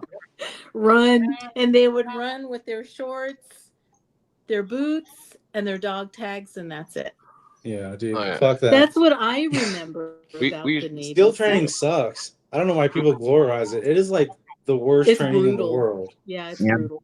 When I was a kid, we used to do this thing where we would get up to your shoulders in the water, and then everybody had to go underwater and grab the biggest scoops of mud that they could, and then you'd throw them at everybody's face. Dude, I did a Called it training one mud wars. time that the SEALs do. It's called the Beehive. Everyone gets together and you tread water. And basically it's just about drowning. I asked my guy, I had a SEAL who was my mentor, and I said, how do you pass that? He goes, it's not about passing. It's about seeing who fucks their buddies over. And I was like, what do you mean? He goes, Ah. some people are gonna push heads down to get water. He goes, if you want to pass, just drown. Yeah, I've heard about that. Yeah. Wow. think it was in I a think movie or something. National Geographic or the Science Channel, they maybe 20 years ago, they used to run shows that they would follow a SEAL class in Coronado, and they would take you from beginning to end, and you'd see how many guys. I mean, some of them, they had no choice. They physically they couldn't handle it, and Demi Moore could. Not yeah, Exactly. right. I in lied that to get movie. into the Navy. I have asthma, and I lied and got into the Navy, and I fucking get a disability check and shit now. Never once did they find out I had asthma, and I Wow. fucking went through some of the hardest training in the world. Wait, they don't allow you if you have asthma? Yeah, I had childhood asthma, and every now and again, if I get the flu or something, to this day I'll have an asthma attack. I get a puffer, but it's Yeah. like Well, they I were just ready fucking to. hit it. I just fucking hit it from them because I They wanted to never be in the said I military couldn't that join. bad. It might have changed. I think I tried to join in like 2003. They might have changed like after though or something because they didn't say anything about when I told them I had asthma. That's interesting. Yeah, maybe they changed it. I think they thought my test score was so high they just didn't care.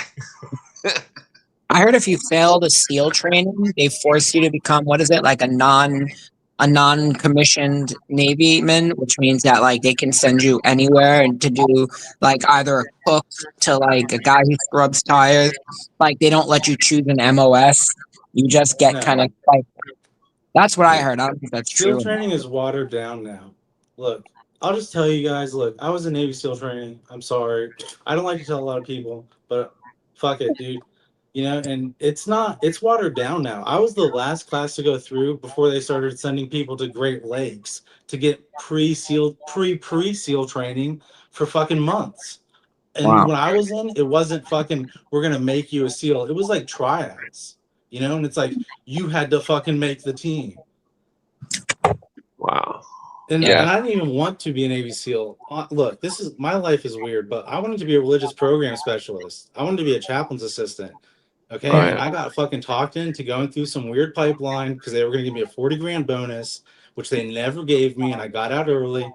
But fucking my time was terrible, like in the Navy. They used and abused me, dude. Like I fucking went to the Marine Command and my command never stuck up for me. One time I got in so much trouble just for protecting myself, they acted like I was gonna get arrested and my command was silent, nothing. The Marines would have crucified me. It was terrible. Oh, yeah. Wow. My friend, they had a thing where if you were in the boot camp, that if you had to use the bathroom, you had to walk all the way down the longest route or some shit. And he pissed in his canteen because he's a lazy bastard. And then they found out, they made him drink it. Yeah, dude. I don't know. That's Like lovely. I was different. Like I didn't go to like jump school. Like a lot of SEALs now, that's part of their timeline. They go to jump school right away. I didn't do that. Like Red Cell, like I was smart too. Like not a lot of SEALs go to Red Cell. Like not a lot of people work with them, you know? So it's like I had to be like intelligent. Like they had a test that they took, like that we took while we were there. And basically it just was like how you assign words to things. Like if I say negative and then show you gay, if you would associate those words, you know, it's you can look it up yourself. It's a Harvard test. Mhm. But it'll just like judge you can like pick which test you want to take. Like, am I racist? Am I homophobic? Am I this? Am I that? Am I that? But we had to take those tests. I don't know if they're still making them take them. Probably. But, yeah, but obviously Am I a fucking with your podcaster? mind, right? Yeah. Anyways, my thing was like, I aced it. They were like, "You're a saint," and they were like, and I'm not trying to toot my own horn. They were like, "You don't have any biases. You're not racist." They're like, "You don't judge gay people." They're like, "You don't hate mental illness." They're like, "You want to help people." And I was like, "Yeah, I want to be a chaplain's assistant." Duh. Yeah. Oh, yeah. And they were like, "We could really use you in Red Cell." They were like, "Seriously." They're like, "You'd be surprised, but we really have a position for you there." And now I'm going to be a social worker. So it's like it did help me in some ways, but not the SEAL training. Religious program specialist school helped me. Being a chaplain's assistant, you know, like that's where the heart is, compassionate, helping people. Like Yeah. the SEAL training to me was like, why did I do all this if I'm not even going to be killing people? You know? Excuse me. Well, if I ever get rich and build the giant homeless shelter, I got a job for you there. Oh, thanks. I hope I get this job at the VA. I swear to God, like I really hope I do because I have a lot to say about the VA and how they help people and how it can be fixed. Oh, yeah. Well, if you can't get a job, my friend's got a restaurant there in Indiana. I didn't think You they'd could be a hire me chef. because I have charges, you know. but so many people loved me. Like I applied for a few mental health jobs, and everybody jumped at me. Like my heart was like broken with joy. I was like, thank you guys so much. Oh yeah. So I hope I get this VA job. But anyways, Yeah. Good luck with that. thanks. I love my job now. Don't get me wrong. I hate working with the police. That's why I love it, because I get to argue with them all the time. And I'm like, look, if you arrest him, I'm gonna fucking testify that he has schizophrenia or something, you know? And you're gonna look like an asshole. And they're gonna be like, and they're like, he's just on meth. And I'm like, really? I'm like, he'll be Couldn't- seeing things when he comes off in 24 hours. I swear to God. Couldn't he be both? Schizophrenic and But the point is, cops want to fuck them, dude. Oh, yeah. Well, there's a huge mental crisis going on in the whole country, and the way Yeah. they're dealing with it, with throwing drugs at it and shit, fucking pharmaceuticals is not working. And I think they need to adopt the South American techniques of ayahuasca and stuff, because the only thing that cured the PTSD for me from, like was fucking psychedelics, and that fucking it wasn't in some sort of mannerism of partying or anything. It was sitting in a room by myself alone in complete silence. So many people get fucked with by the government. Like you said, you were on a list earlier, and that drives people crazy. And conspiracies drive people crazy. But I've seen real conspiracies, like that CIA project where they gave people drugs. That's real. Like, Yeah, I was talking about the sub projects last night, the hypnosis. yeah, it's fucked up, dude. Like then the military industrial complex, I don't even know where to start to fix that. Like if I was the top general there, it's not even high enough. It's so fucked up. The closest it ever came to clean was when John McCain was there. John McCain was like the best senator. Well, I mean, it's fucked up right off the bat, because if Congress hasn't waged war since 1940 something, since World War II, and that constitutionally speaking, the only people that ever waged war is the UN, and the Ask everything for some else. proof. He's stolen valor. Oh, I wasn't reading the comments, dude. If I bring out my DD-214, I Well, have you to don't have cover to up my prove anything. name. I don't think you're lying or anything. Oh. You're not gonna get a tattoo like that just to be cool. No, I've been searched so many times, dude. I've had my background ran so many times. Trust me, I was like very young when I went through SEAL training. I got out of the Navy at 24. Every single cop I ever ran into was like, "You're not a Navy SEAL," and I had to prove them wrong. When I was in Texas, I had to prove them wrong. When I was in Indiana, I had to prove them wrong. It's just fucking insulting. Yeah, the best. You just want to remember that police have to like deal with so much drama every day. Their days are probably horrible. They have to deal with all this, the people arguing and all sorts of drama and then so they're probably like PTSD themselves from like dealing with people like crackheads and shit. Like, dude, do you want to talk about really stolen fucking valor? annoying. I have such a problem with stolen valor. Like this will drive me crazy. I've met people pretending to be Navy SEALs so many times in my life, and it is some of the few times I've wanted to really hurt somebody because they bring such dishonor to the name. And some of them are famous people, and I'm like, "What did you do for the SEALs?" You know, I'm like, "What did you fucking do?" I'm like, "Because I did fucking shit, and nobody knows my name. Nobody knows the fucking secret shit I did." You know, Oh, yeah. I'm like, "You're fucking out here making movies and shit." I'm like, "What did you fucking do?" Yeah, They caught a pastor, or like this pastor. I think I don't remember where it was, but he used to like. He was like a pastor of a church, and he talked about how he found God on Navy SEAL missions, and then somebody exposed him. And I remember, like, you could probably look it up, but it was like a really crazy thing because he built like his entire congregation around like finding God on the battlefield or something, and just Oh, you're talking about that book, Humanitarian and a Navy SEAL? I don't know it as a book. I remember just like the incident. It happened like a few years ago. I'm not going to bring anyone's name up. There's some very famous Navy SEALs they've made movies about that their stories are lies. I heard one guy's story, seriously, and he was like, "And Jesus made my rifle land next to me." I'm like, and in my head, I'm thinking, because of you, your brothers are fucking dead, is what I'm thinking. Like, seriously. Yeah, Cooper says that there was a lot of Vietnam people that were faking their Vietnam stuff or something.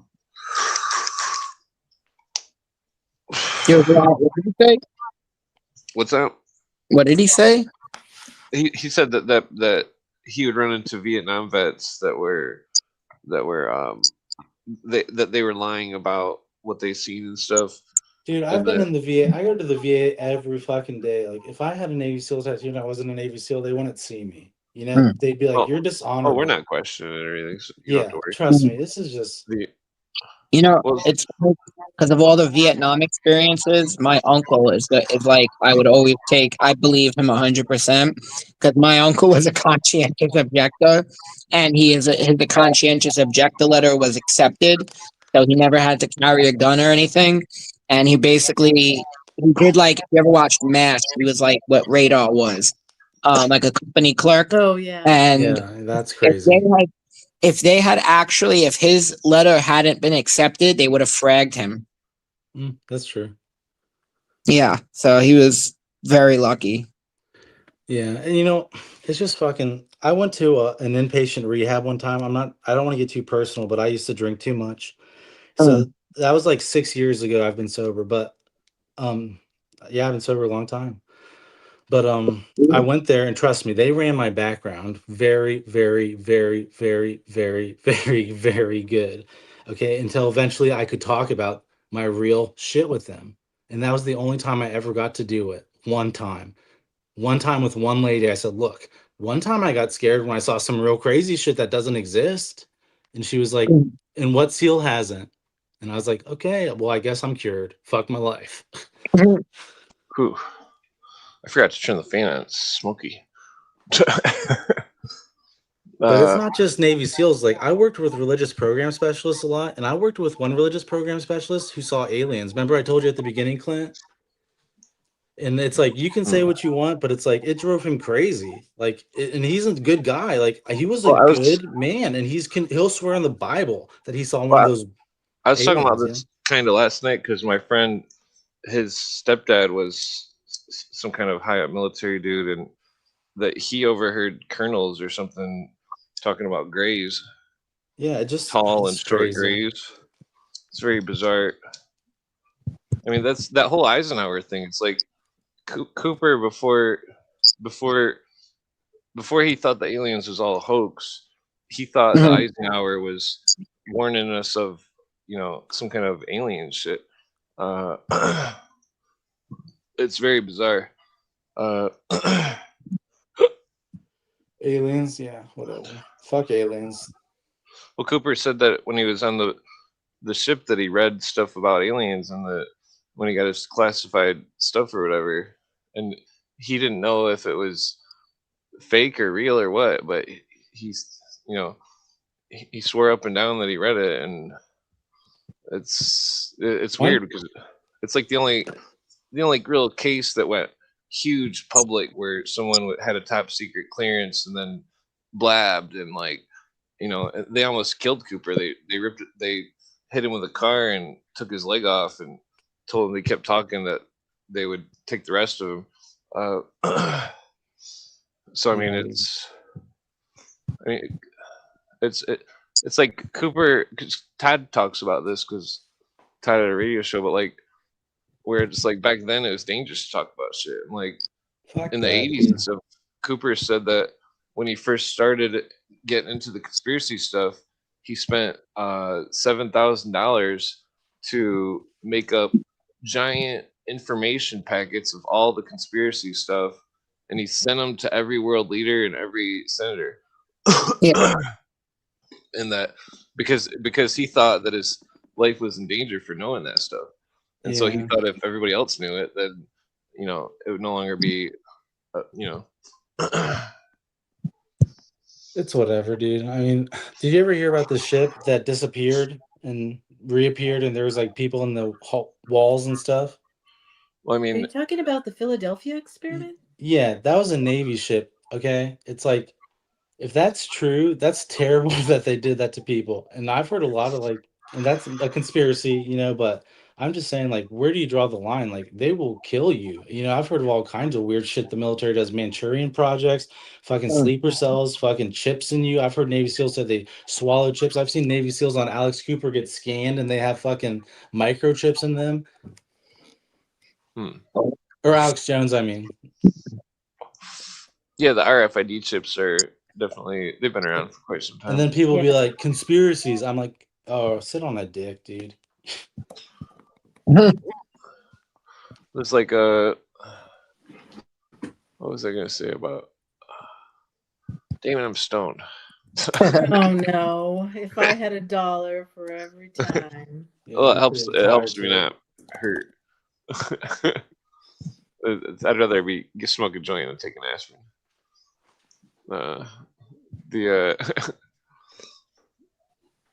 Nah, what was I gonna say? Something about the alien shit. Yeah, but I told this story before, so it's not like I care what they think about me. Like, I didn't sign any paperwork saying I couldn't say shit. They just said, you know, your story's fucking unbelievable. So, Oh yeah. but Yeah. I'm not against showing my DD-214. Like, I really will. Like, I No, don't care. you don't have to do that. Demon's just fucking with you. That's what he does. I He's mean, but just you know being a what? That jerk. could be fake too. I'm just saying, if I was really a psycho, I could get a Navy SEAL tattoo, get a fake DD-214, make up some kind of crazy story. Well, I could have my friend that And then I would aim dropped out of the Navy SEALs question. Yeah. suspiciously at conspiracy theory channels just to fucking reel them in.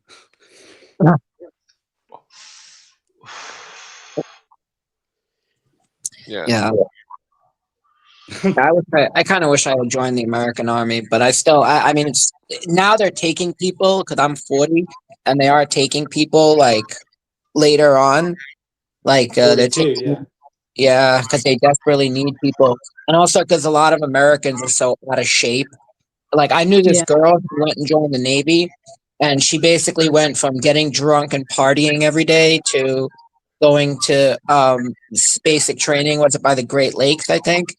And when her foot hit the ground the first time she had to run, it shattered her entire leg. Like that's how Oh, badly out of shape she wow. was.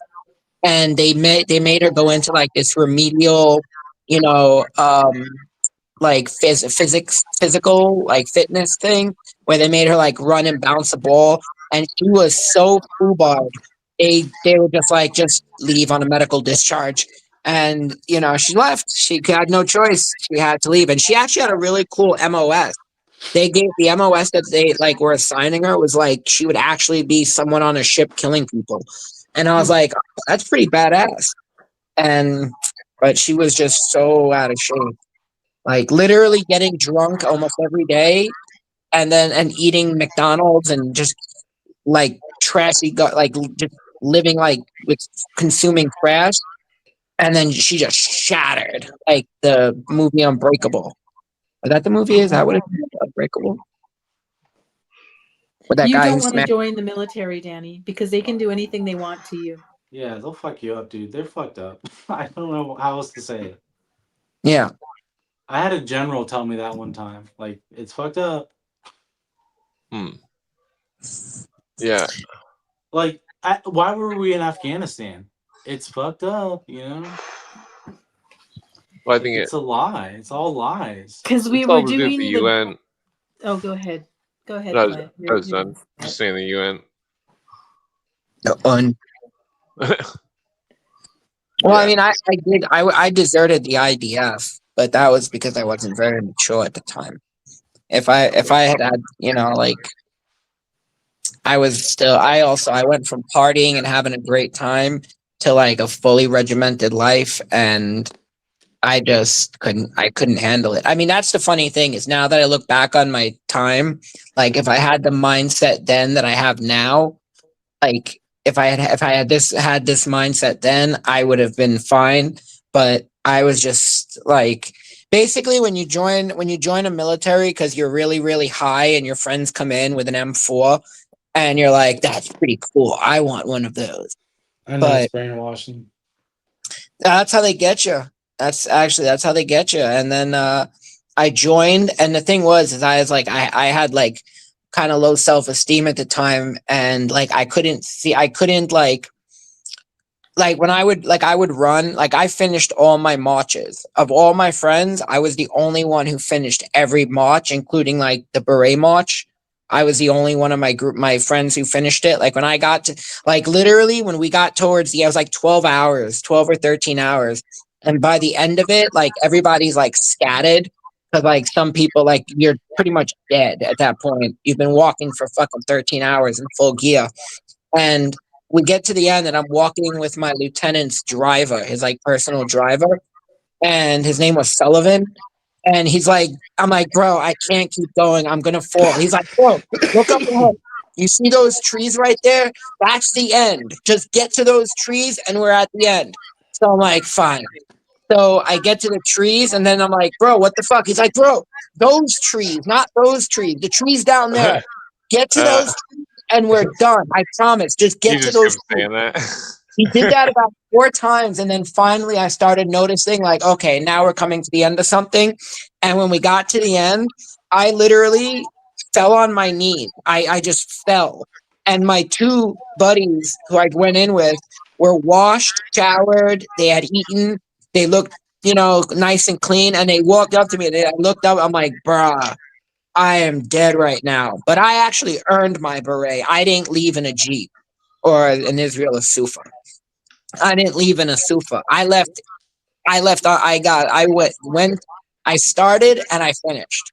And like, that was the thing though, is I couldn't, in my own head, because my self-esteem, I couldn't like tell myself like, bro, you did this. Like you beat all your friends out. Like even like when I first started, I couldn't shoot, and I'm left-handed, and it turns out my left eye is weak.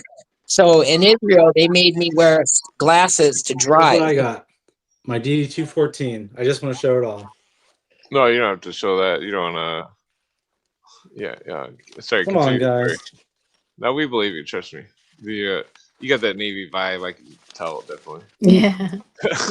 Yeah. Here it is. Okay, look, I'm just going to show you this part right here. Can you guys read it? Wait, right here. Right there. Yep. Okay. What does it say? It says Naval You're gonna have to. Reserve. Oh, yeah. Well, Right here, look. Oh, Recruit I basic can orient. only see the bottom part. oh, yeah. Well, we believe you. You don't have to show Yeah, stuff. we believe it. Okay, well, I'll read it to you. It says, Well, no, you don't have after to read recruit. it. I'm sorry, this dude was just making me mad. Well, Demon does that. He purposely tries to get people's goats. And you don't want to let him Ball succeed. breaker. Yeah. Well, I wanted to show something off. I actually have a medal, but I don't like to brag. But it's an expeditionary warfare medal, which means I did something brave in a war zone. Yeah. So it's not a Navy Cross, don't get me wrong, but I did something important in the war zone. And it was Well, for a very important mission, I swear to God. Right. Well, I don't know anything about medals or anything, so Mhm. it doesn't really mean much to me or anything. Yeah, I so believe I'm just your saying, story, like, but you it's don't kind of have to worry. shitty of you to shit on me, Demon. Like, seriously, like, if you're in America, especially, like, that's one thing to fucking, like, make fun of a fucking Well, pilot or something. Pilots are pussies, but to make fun of a fucking me, like, dude, I fucking did something serious for you. And I went fight in Demon's like 2 wars. 24. You don't want to like get stressed out about it. All right, I'm But- sorry, dude. That's what youngster people do. They try to get people's goat. I don't mean to fucking ruin your show, dude. If you want me to No, it's fine. I've yelled at Demon too. Yeah. What we're talking about something oh yeah, so they got that space stuff going on right now. They're on day number 4 or something. No, day number 2. Artemis 2. Yeah, Yeah. that's interesting. It's You know- not at all. I mean, what if they It's- try to mix it with some alien disclosure stuff or something? Did they Like, say that they're flying around the moon? Yeah, the Dark Side. They're gonna play that Pink Called Floyd it album. the cow jumped over the moon. They should have called it the cow expedition. That- I don't believe any of this. I don't believe any of this. The moon stuff. No, I Well, just they don't say that believe in space travel. I don't believe in any Yeah. of I So don't know. there's I've a- never done outer space, dude. That's crazy. yeah. Yeah. it. Would We be don't cool. But we it's don't know what's out there, but the propaganda has been around for many, many decades. Dude, Yeah. I heard a Navy SEAL one time online. He's like famous. He worked for the CIA and stuff, and he's like legit. He's an older dude. He said he went to the moon, and I was like, "What the fuck?" I was like, It's "That's possible. crazy." You think so? Well, I think they're going there in Uh, saucers or something. Something weird. Project Aurora. I don't think they're going there in rockets. I don't know. That blows my mind, dude. Because Then they I don't also have any. I know there's a real Navy SEAL who's an astronaut. He's an Asian dude, like, and he's legitimately an astronaut. Have you ever heard of that dude? I don't know. I Like, don't he's know. really an astronaut for NASA. Like, that's the only Navy SEAL I've ever heard of that really went to space, and he's an Asian dude. Yeah. I met this guy Um, that was in the CIA once. I was getting an asthma fucking inhaler. And I was at the public hospital because some kind of public thing or something. I don't know what it was, but because my doctor got mad at me because he was fat or something, and I don't remember, but there's a funny joke in there. But Oh, thanks, Melly, dude. it's, nice. it's interesting that allegedly there were six Apollo missions between 1961 and 1972. yeah, 6. But we lost the plans. Yeah. It's so sad.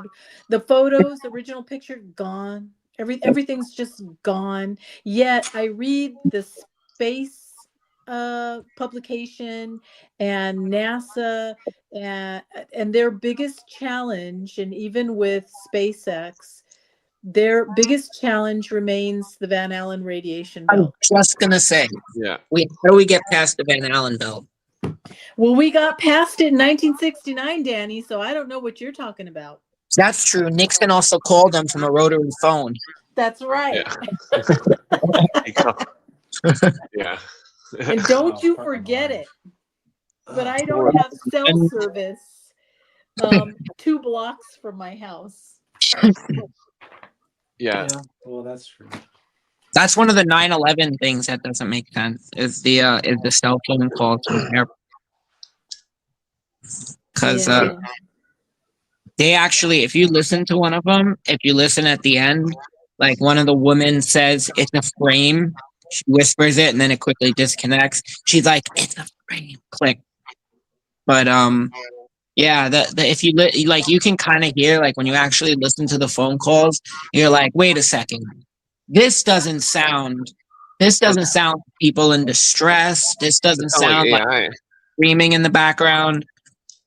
It sounded like AI. I thought. Oh, the I don't know.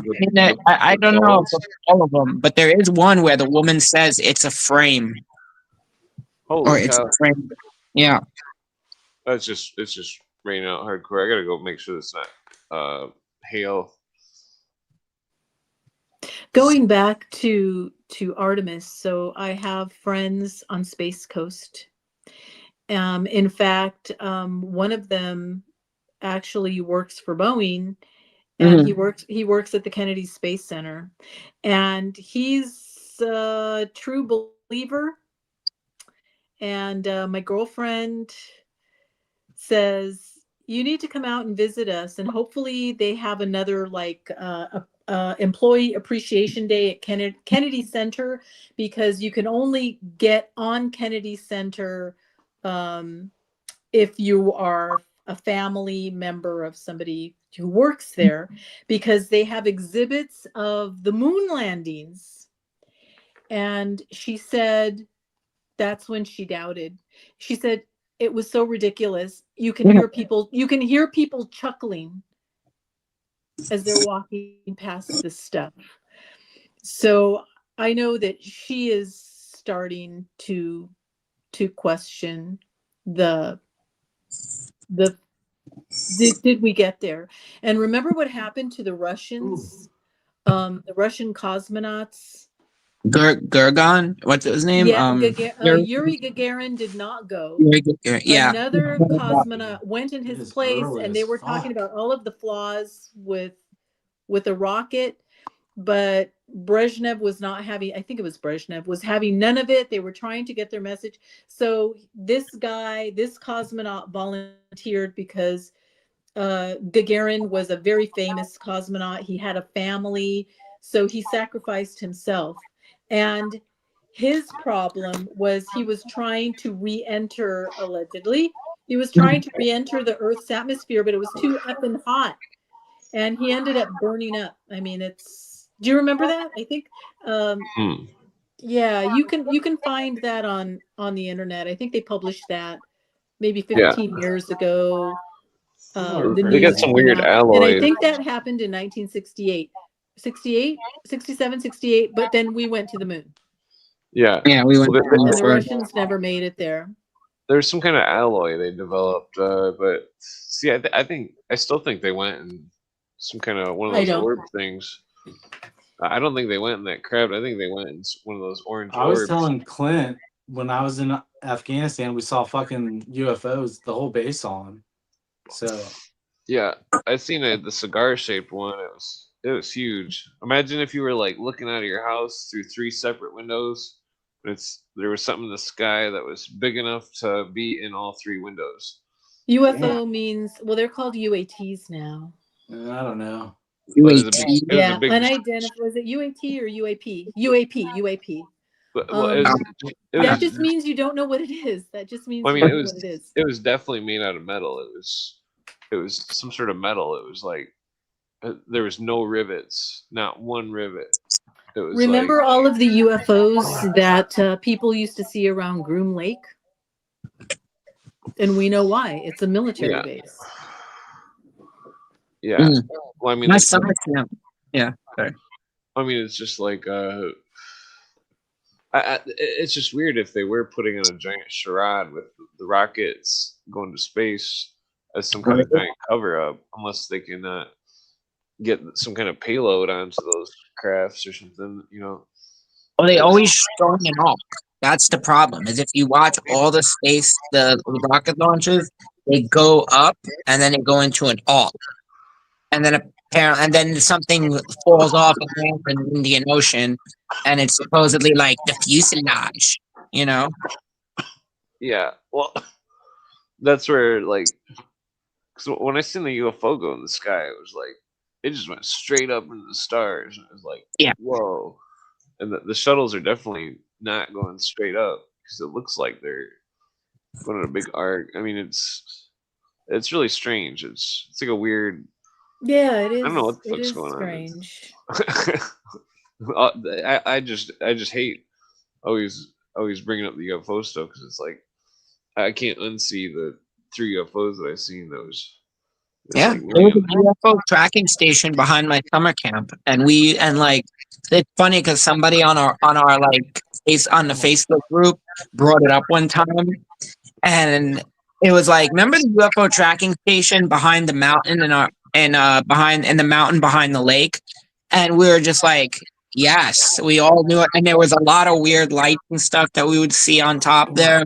There was like a lot of weird shit. We got up one morning and it's like it was the middle of the night, and it was like in the like early hours of the morning.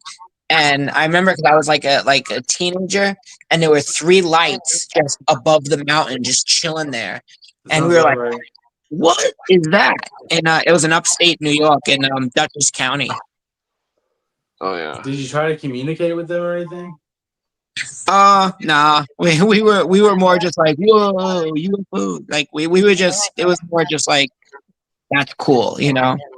But Dude, I had a friend who saw a UFO when he was a kid, and Mhm. it spiraled off and disappeared. And he fucking became a religious program specialist in the Navy. But he told me that story, and he was like, I don't know. He's like, it just fucking convinced me forever there was UFOs just with one sighting. He's like, because I saw it, it just fucking did a circle and sped off. like a spiral. He's like, what the fuck could do that? And I was like, aliens, I guess. Well, there was one time I was hanging out with my ex-girlfriend, and she had a friend that was in Detroit. We were hanging out at this trailer park on 6 Mile, and for some reason we were like smoking weed with this Vietnam vet that I don't remember why, but he seemed cool. He had like this really advanced antique lighter collection. He had like a Mickey Mouse lighter and all sorts of weird shit. But he had this weird story. He's like, oh, if you take a 5-gallon bucket and fill it full of water and no, I think he said iodized water, and then put a 10-foot copper pole in it. He said that you'd see a UFO. And I'm like, what? I don't know. It was interesting. I never forgot that crazy story. Yeah, I should have tried that in my summer camp. We might have been able to catch everything. Summon some UFOs. It costs like fucking like $500 to get a copper pipe like that. It's like... Yeah, we a little too much for us kids. But it was a weird. It's funny. The other night, I told Clint about my friend who's a detective that was fired from the NYPD for refusing to comply with the mandate. And I asked him. I said, "You should come on Clint's show if Clint would have you." And I messaged him. I had to be up at like 5 o'clock in the morning, like 3 weeks ago. I had to be up really early for work, and I couldn't sleep because there was really bizarre aerial activity over the city. Ooh. And I messaged my friend. I just had like this instinct to just message him, and I'm like, Marlon, there is some weird aerial activity over Manhattan tonight, like very weird. And the next day, he sends me an article that was published in the newspaper. I don't know. I think it was in the Post, that there was like some UFO sightings, or like one of the local papers that there was like that there was UFO sightings in the city above Manhattan. And I was like, bro, I am so glad that I messaged you, because I couldn't sleep. It was 10 o'clock at night and I was going to bed like early, but I couldn't sleep because I kept seeing shit going back and forth and around and around. And it was like this silent helicopter type thing that went like right over. It was going from east to west. Oh, like a stealth chopper. That's because I told him, I'm like, dude, it's like a helicopter. I'm like, dude, it's silent, but it looks like a helicopter. And then I can find it in my text messages and show you. But yeah, no, it was really crazy how the next day he sent me that article. So I was like, okay, I'm glad I sent it to somebody, because nobody would believe me otherwise. And I sent it to you at 10 o'clock the night before. Yeah, I remember you telling me about that. Oh, I didn't know. Yeah. I remember if I did. I hear about that. Yeah, I can see if I can find the article, and he sent it to me. Yeah, when I used to live in my old house, there used to be black helicopters all the time, like freaking all these black helicopters going back and forth. And they weren't just regular helicopters; they were helicopters that could carry a payload. And it was like, I don't know. I was like, what the fuck? They kept just going. It's like they were going east to west, and there was no military bases in either direction. And those are the two directions they were either going to or from. And I couldn't figure out where they were actually going or anything. I was like, what the fuck is up with this? It'd be like four of the big ones, the double propellers, and then it'd be like one or two in the front and back of black helicopters that had no lights. They were all flying like really low, like super low. And it was like, I don't know, because I didn't think they were scanning people's yards for weed plants or something. You know what I mean? Like, since we're talking about helicopters and black helicopters, I have to say it. I got to bring it up because nobody talks about it anymore. It was in the news cycle for about 2 weeks, and then it's ancient history, and nobody remembers the Las Vegas. The Las Vegas concert. No, the Las Vegas. The shooting. Mm-hmm. And people saying there was no way that guy Mhm. did all that damage. No way. And we never saw anything. And then with all of the surveillance, they literally watch you before you even walk in a hotel. There was no footage. There was nothing. Very, very little. And I know a lot of people also talked about black helicopters, no lights. That's I right. heard that a lot. I don't know if anybody else did. I did. I saw a Facebook reel, and they mentioned something about that. Like there were like black helicopters, and that's because people. I do remember that. That's right. Yeah, I wonder what. That's crazy. What those black? Because that's what was definitely flying over my house. Was like these silent black helicopters, but they didn't make any noise. Wow. But it was like a helicopter. But yeah, that I kind of feel like that's one of the reasons why they're like covering up the sky the way that they are.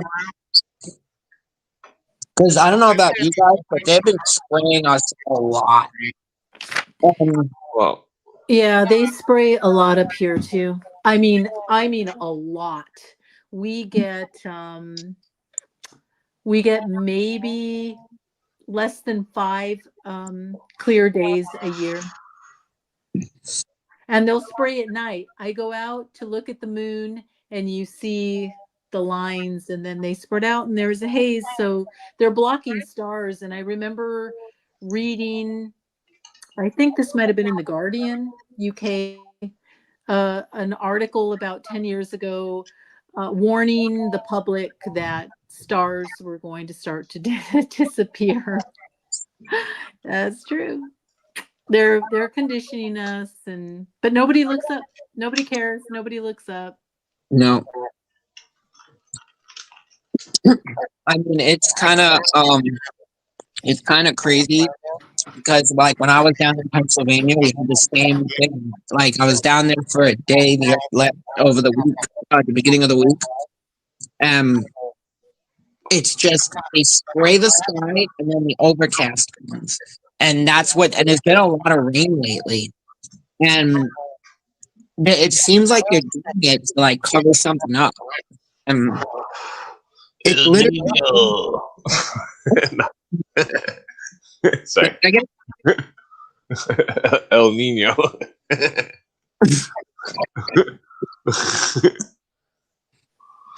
The storm. It was like a big thing in the 90s. It was like a Chris what's that comedian's name? here it is. Chris Farley. Yeah, Chris Farley. He did the El Nino skit on Saturday Night Live. El Nino. Yes. Yeah. I just posted it in the studio chat because I forgot to try to sign in again. And Oh, thanks, Danny. If I click it, there we go. Oh yeah, Yep. I see this one. Yeah. Oh, I didn't see this. So I said there's a lot of. I'll put it. Could they have been drones? Well, it looks like it's one craft. They think It it's does? 3, but it's one craft with 3 lights on it. Those off, but I kept seeing them. They were quiet too. And then he Well- sent me that. But some of the lights are 3 in a row. The others look like they make a triangle. Well, I think it changed directions because if it was directly facing the camera on the right picture, then it would be look like that. I think it rotated. God No, damn it. it doesn't look like one craft. They look like drones. Well, It was stuff getting chased around. It was crazy, and the sky was very overcasted, so it was really hard. And there was like a sound. I remember there was like a sonic boom noise, and that's why I couldn't sleep. I literally had to be up at like 5 o'clock in the morning, and I could not fall asleep because of all the shit going on in the sky. And I'm on the west side of Manhattan, and I'm literally watching all this shit happen because I keep my windows my window's right there, and I'm just sitting there watching this shit, and I'm just like, what the hell Oh is yeah, going on? yeah. Like it's hard to get a picture or something. Like I used to try to. Me and my girlfriend, we would try to get pictures of the black helicopters. Every time we seen one, we would run out on the back deck and take a picture of it.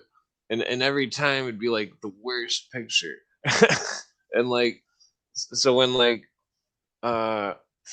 it's fucked up because like the UFOs, it's like you take a picture of it, it doesn't look like anything. But like in real life, it's like this thing that's fucking breaking the laws of physics, and it's fucking making your heart like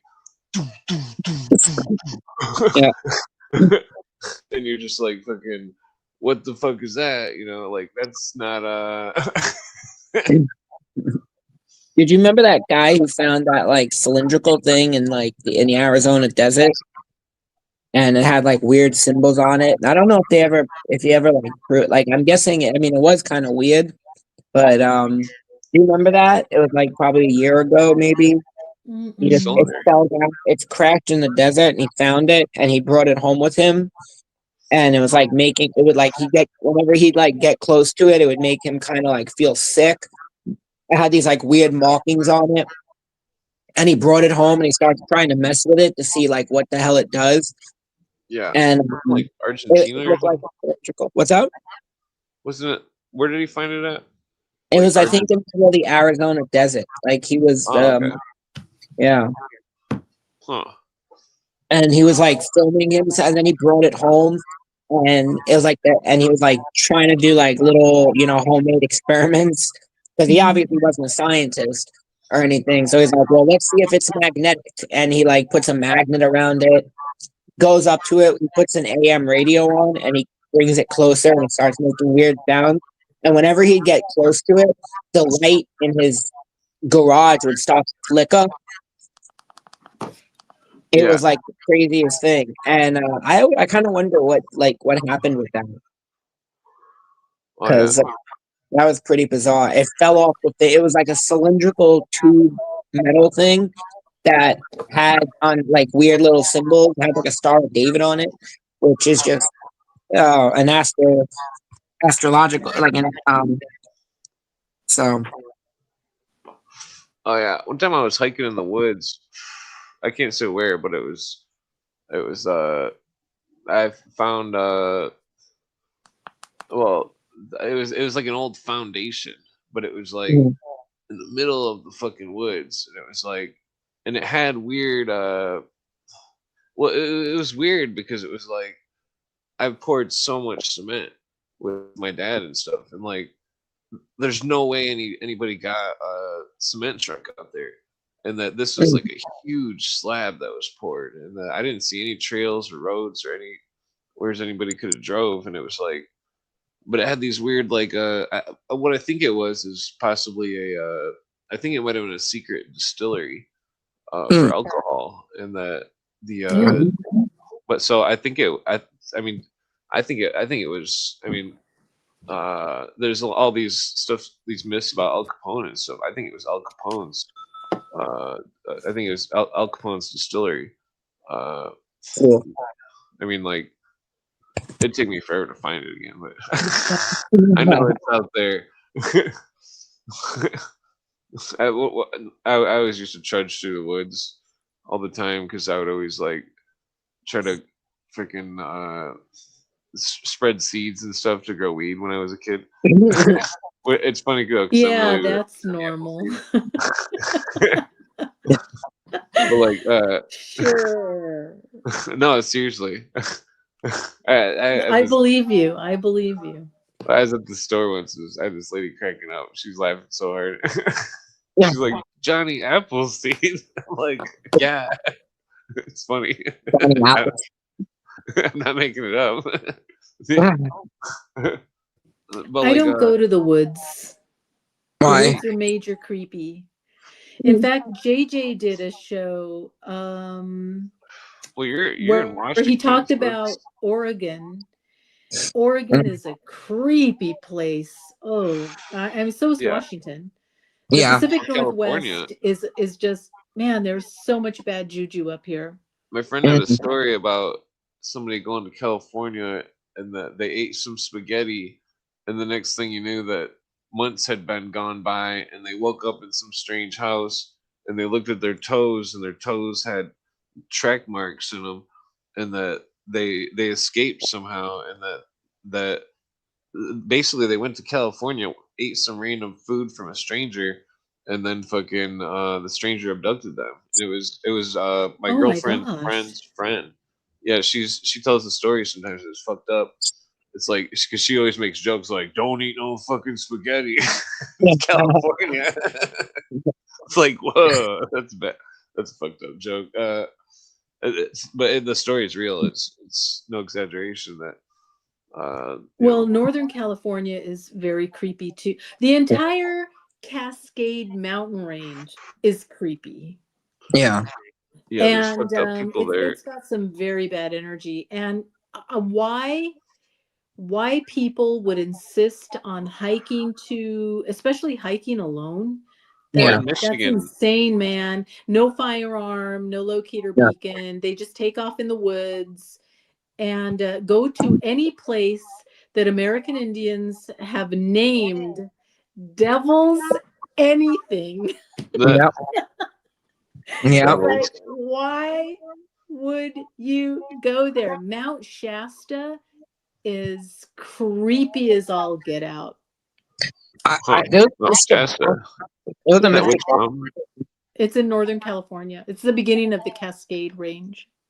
Because there was like a Mr. Ballin thing that he talked about, these guys who like hike and they stopped in like a weird spot way off the trail, and it was like a lake, and then when they got up in the morning the lake was gone, like there was no lake there, and it was like they almost as if they like shifted into a different time zone or a different dimension where there was no lake there, and it was really crazy. I mean, I wish I could remember the full thing, and it's hard to re-find his episodes because there's so many.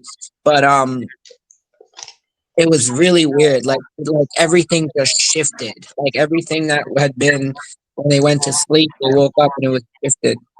Well, Oh, yeah, and they I've read tried to Civil say War. that some people that it's like there are portals or you step like through interdimensional Yeah. doorways. And Mr. Ballin, who I religiously used to watch, I got addicted a few years ago. And he started covering some missing 411 stories. And David Paulides found out. Yeah, we talked about And David Paulides threatened litigation. He got really upset with him. And I don't remember the guy's real name. Mr. Ballin said, yeah, you know, I'm going to talk to him. So he reached out to him and they had a nice long conversation. Well, because Mr. Ballin would always give credit to Dave Paulides, always. And, you know, if he hadn't done that, it's because of Mr. Ballin that Dave Paulides' YouTube skyrocketed. Mr. Ballin, I think he has 10 million YouTube followers now. And he had about 5 or 6 million back then when this all went down. Yeah. I don't know. The algorithm really promotes his channel. And yeah, so Dave Paulides his channel's really taken off. I mean, everybody's kind of, you know, riding his coattails of missing people in national parks. Yeah. In the US.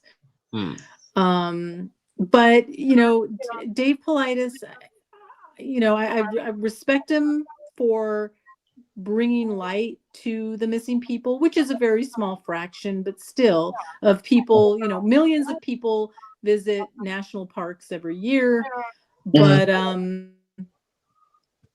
But he kind of gets into speculating too much, which is not I don't want to speculate on what happened, especially when anybody starts implying Bigfoot alien abduction, interdimensional portals. Oh, I remember what I was gonna say.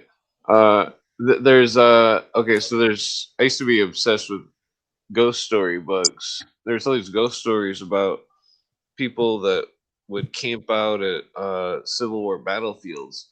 And they would camp out in the night, and it would look different at night, and then they wake up in the day and it was different.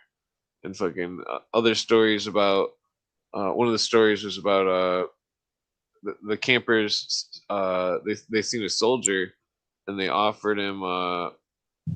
They thought it was a Civil War reenactment guy or something that got lost in the middle of the night. And they offered him some potato chips, and that they said that the dude ate the potato chips, and that he said that he'd never had chips that weren't stale. But, they thought it was weird, and then they like looked over or something, and the dude was gone or something. It's similar to the Resurrection Mary story in Chicago with the ghost lady that gets in the taxi and disappears. Okay, so JJ's in the chat. JJ said Politis is a charlatan. So I wish you would come on and tell me more. I'm not familiar with Politis. Yeah, he is missing 411 is his like I said, oh yeah, that thing. Yeah, okay. Yeah. The missing hikers and campers in national parks. Yeah, I was like zoning out the whole time trying to think of like what was I thinking of? The Civil War thing? Yeah. That the whole it's great. I mean, it's on the West Coast. There's fucking my friend used to live in some kind of I don't remember where it was. It was by some golf. He worked on some golf course, but he said that he went hiking up near the mountains and stuff. And fucking, he said it was dangerous. He said there was cartel everywhere, and that fucking, he said that the police wouldn't even go up on the mountains in California. Sorry. Well, JJ said that he's going to vacation at yeah. Devil's Butthole.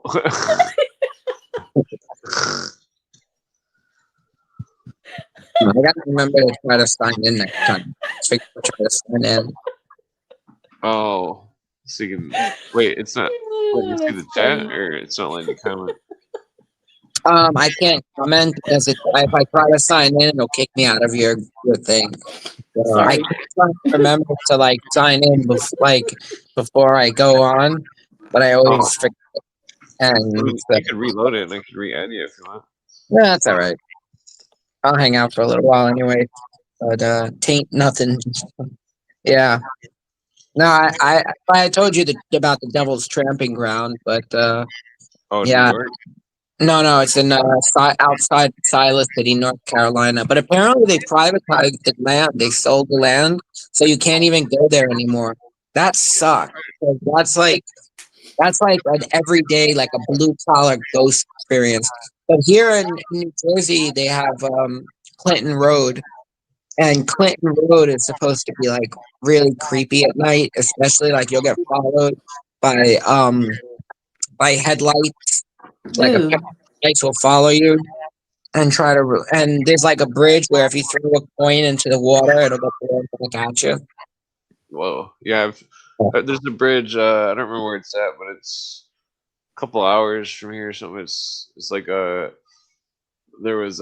say that if you put baby powder on the bumper of your car and then you park on this railroad track, that that the car will move, and that when you get out of the car and stop it, you'll see fingerprints all over the back bumper of small hands.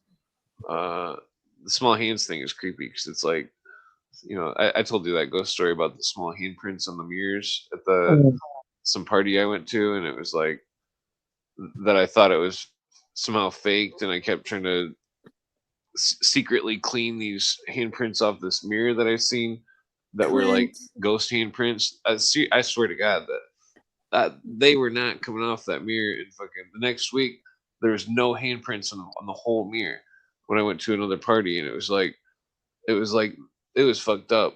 It was because my friend he had this story about Mackinac Island, and it was like he was living on Mackinac Island, and he said that he had this room, and he said the handprints were on the windows and in the walls, Oh and my that he gosh. started hanging pictures over him and stuff because That he would couldn't freak clean them me off the out. windows, and he couldn't clean them off the walls, and it was like these tiny little ghost handprints, and fucking he said he just eventually quit the job because it's too scary to live on that island. Apparently, Mackinac Island has a dark history. Are either of you Oh, aware yeah. of that? Yeah. Yeah, Company Ramsey's connected, I think, to Mackinac Island, or her like. Really? Yeah, Wait, I what think her. is- Yeah, in Michigan, right? That's in Michigan. Yes. I think her dad or something met like a Jesuit priest somewhere out there, and that's what got, and like that's where it like it was connected to. He was connected to like Boston, but apparently there was like some island over there somewhere nearby where they used to like traffic kids. I found this really great. It wasn't a documentary; it was like a speech that someone gave all about like JonBenet Ramsey and who her family was and who her dad was. Yeah, I think it was like a woman who kind of knew her, and she was also involved. Like her family was also involved in that, like that ring, that like child abduction ring, or that child like abuse. Yeah. And I I- cannot find it. I think it was before I got kicked off of Twitter the first time. So I think I lost it because I was gotten kicked off of Twitter. But it was a really when the first time I got kicked off of Twitter. Well, the only time, and so it was really interesting, and I had saved it and then I lost it. So Yeah, and you mentioned the TRAFFICKING, which is what I had heard. I mean, going back to like the yeah, mid 20th century, or maybe before that too, that it was, which makes me sad because Somewhere in Time was filmed there. And I wanted to visit Mackinac Island because of Somewhere in Time. Oh yeah, the Christopher Reeves movie. Yes. mm, Yeah, that hotel. I've always wanted to go there just because I've heard it's haunted. Yeah. That's I've walked around it before. Me and my stepbrother, we were like, oh, I forget what we said. We said we had a room or something. We walked around the whole hotel, like Yeah, and literally. anybody who watches Somewhere in Time and doesn't cry is Satan. I've never actually seen the movie. I guess I'll have to give it a watch. That's the Satan test. Yeah, that's the Satan test. It means you are heartless. Well, I mean, it's sad what happened to Christopher Reeves. He was, Oh yeah. you know, what makes you wonder if he was like really owed the mafia money or something. I don't know. He fell off the horse, right? About 30 That's years what they ago. say, but what Yeah. if he was thrown off? Or, I mean, horses are dangerous. yeah. I've been bucked off before. Like how easy he got AIDS from being on the DL. Who did? Easy E. Some of the Eazy-E? rappers claim that Easy was Oh, a hit rapper. with some kind of dart or something. Oh, I heard he was on the DL, and it's crazy because when I was you remember they used to have those music compilations that they would sell on TV back when we were kids. It would be like, hits of the Time 90s. Life. Yeah, Music. stuff like that. Yeah. And I remember there was one that went around. It was called On the DL, and it was kind of like R&B love music. And I remembered it. And then I remember there was an article in the early 2000s about back when it was about black people who were gay, and they couldn't, because of the homophobia in the community, they couldn't be out with it. So this New York Times writer goes out with a group of black men who are gay, and it was called Being on the Down Low or Being on the DL. Oh And yeah. the music album was called On the DL. And I was like, whoa, like that's who they're marketing it to, But Yeah, it was just like, they were probably some rappers with purses or something. There's an interview Yeah. with Kanye West, and he started melting down in front of Funkmaster Flex or some shit in this interview, and it's on YouTube. But he's like, he starts freaking out on this DJ, and he's sitting there like, what? and then Kanye West starts like just like going in. He's all he was talking about was purses, or it's like it's like what the fuck just happened? This dude, he's like literally on the interview. He starts just freaking out like, oh fuck you, fuck Master Flex, blah blah blah. Like, and then he starts just talking about purses. It's like, what the fuck is wrong with Kanye West? He's got a weird obsession with purses. He's gone through some. Kanye West has gone through some very odd iterations. Yeah, Um, incest. Yeah. I mean, That quickly. I don't think he was that gal's handler. I think she was his. That whole thing was very bizarre.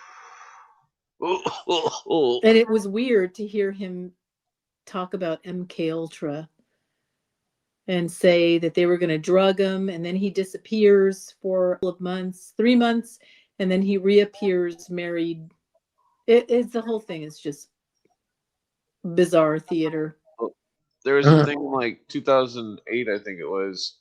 It was in Chicago, and that there was a secret jail that they were taking people to, and that it was all over the news. It was, and that they're doing all sorts of weird shit. Fucking, you know. I mean, even if it wasn't one of my friends, he was at a party, and he would always start shit 'cause he's a drunken idiot.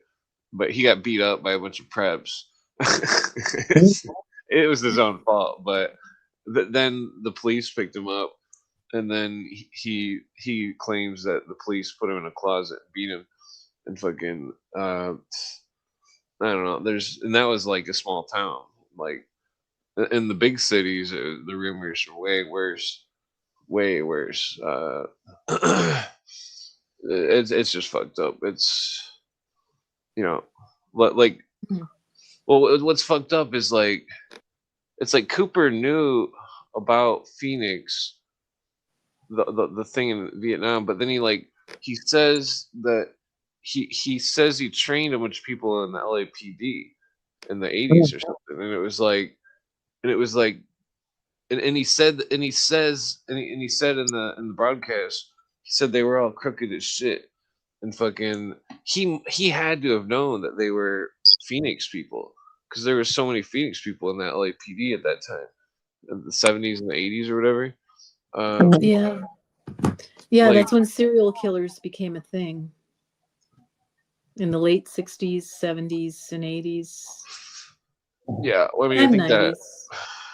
that Sin Sam guy was some kind of into some Crowley type shit. Sons of Sam, I thought he said in an interview. Sons of Sam.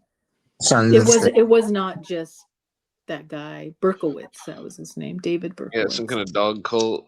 He looked insane. He was like that. It was actually Roy DeMeo, and that really blew me away. Like the Seinfeld episode. No, the serial killer mobster. Oh, they thought Roy DeMeo was the clown, I think, in Seinfeld. Isn't that it? What? No, that was Crazy Joe Davola. Oh, damn it! Hey, you've been working out. You want to hit me? Yeah, he was a great character. We need to make a sitcom. Fucking that's how we get rich, like super rich. Friends rich. No, I think that's Friends is psyop, but I think Seinfeld's real. I mean, it's weird because like Seinfeld, his jokes are pretty good. I mean, Seinfeld's funny. He should run for some kind of office or something. I think Seinfeld is a freak. I remember you told me about that one thing. I don't trust anybody. I trust no A-listers. Well, it was weird his reaction on there was a series on Netflix. And it was Jerry Seinfeld. And he's driving all these people around, celebrities. And he's doing Yeah. personal interviews, and he was funny because he chose a car that he thought fit them. Well, that's But, like, right. He has a parking garage in Manhattan just for his cars, right? it seemed like some of the cars were insulting. It's like, oh, what? But like, he interviewed this crazy lady. What was her name? Some kind of crazy lady. Some kind of weird show. It was like a comedy. It was very bizarre. But because I checked out the show after I seen the lady on the Jerry Seinfeld. Was she American or no? Did she have an accent? Yeah, she was American. She was some crazy lady that had fucking lipstick going all crazy, and it was like the worst. It was like the worst, but fuck, it was like the whole episode was really awkward when he's driving this lady around, and that fucking that lady was some kind of weirdo or something, but what was that? Oh, damn it, I'm stoned. What the fuck was that? Let's see. No, damn it. But he couldn't figure out if the lady was like in character or not. The whole interview, he's like, they're eating the coffee, driving the car. He's like, "Are you in character?" He kept saying that because this fucking lady was fucking wacko. What the fuck is her name?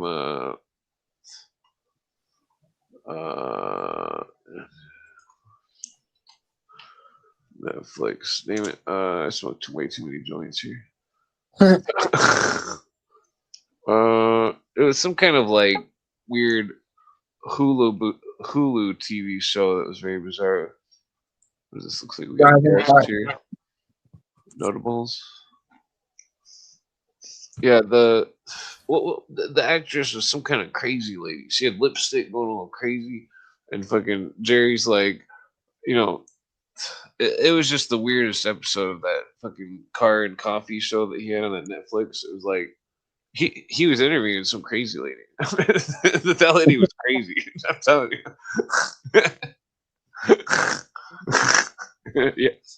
Someone just joined with some sad clown art that is absolutely freaking me out. Hello. We can't hear you. Oh. Hello. Hola, hola, hola. Hola. Where are you from? Chile. Is this that one dude that came on before? Yeah, before today, no, but another day, yeah. Okay. The philosopher. I didn't mean to freak out anybody. No, you're fine. I'm just trying to remember that. Clowns have bad reputations in the United States. It's kind of like the Joker. The Joker archetype and clowns have taken a very dark turn. Actually, like dark. Absolute. So that was just a little levity. I wasn't trying to. I wasn't serious. Yeah. No worries. No worries. All good. But it's like this kind of sad, violent, oppressive state that remarks the clown. Okay. No? How are things in Chile? I'm alive, so everything is perfect. Wow. Oh yeah. Okay. Regardless.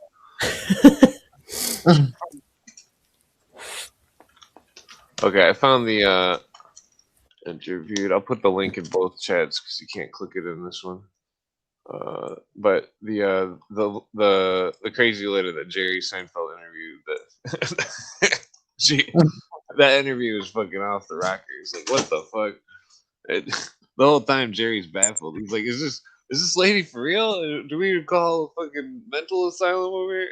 You know. It's pretty funny. Yeah. Who's the crazy lady? I don't even know who that is. It's some bizarre comedian that Yeah. kind of weirdo pervert lady or something. You cannot show in the stream because of the copywriting and stuff. No, I just didn't feel like bringing it up. Just for what if you watch that Coffee and Cars show with Jerry Seinfeld, you get to that episode. What the fuck? You know Andy Kaufman, right? What's that? Andy Kaufman. Do you know Andy Kaufman, right? Oh, yeah. I don't know. Andy Kaufman. You don't know Andy Kaufman? The artist? Who is he? Andy What? Kaufman, the comedian. Hold on. Let me look it up. I'm bad with names. Oh, boy. Okay. That's a good one. Yeah. Let's see. Andy. It's the midnight. Oh, the old comedian. Yeah, didn't he? I forget what his whole story was. There's that Jim Carrey movie that they made about him. Yeah, Man on the Moon. Oh, Man on the Moon. Yeah, it's a very nice, particular movie with a very particular director. I don't If click you- buttons. yeah. He was the guy that was kicked off SNL, wasn't he? By a verbal vote on the TV show. Yeah, I'm pretty sure that's the guy. Yeah. I think he had an issue with professional wrestling. He had a lot of different personas. Yeah, that's him. Yeah, I was watching that TV show, or during the pandemic. I watched the entire thing up to like 2004 of Saturday Night Live, and fucking when I got to the 80s, you know, I got to 8, and I seen this guy. He gets voted off or some shit. I'm like, is this real? And then my girlfriend's like, yeah, it's real. He got and then we done like a deep dive on it. It's like, what the fuck? They just should have voted him off, and it's never happened since. And it only happened once, where it's like the realist comedian gets kicked out of comedy. I mean, basically. Yeah.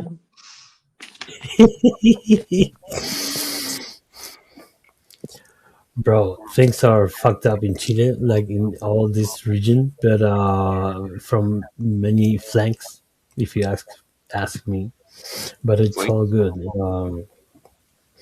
Trying to not to hear Oh, some yeah. of It's not a weed stuff. shortage, is there? I'm just joking. In the south of Chile, if you're interested in witchcraft, there you go, in Chiloé Island. Interesting. They can't top the witchcraft of Walt Disney.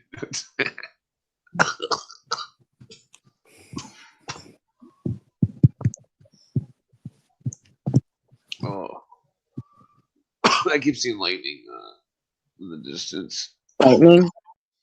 Yeah, but it's got to be like 25 miles away or something.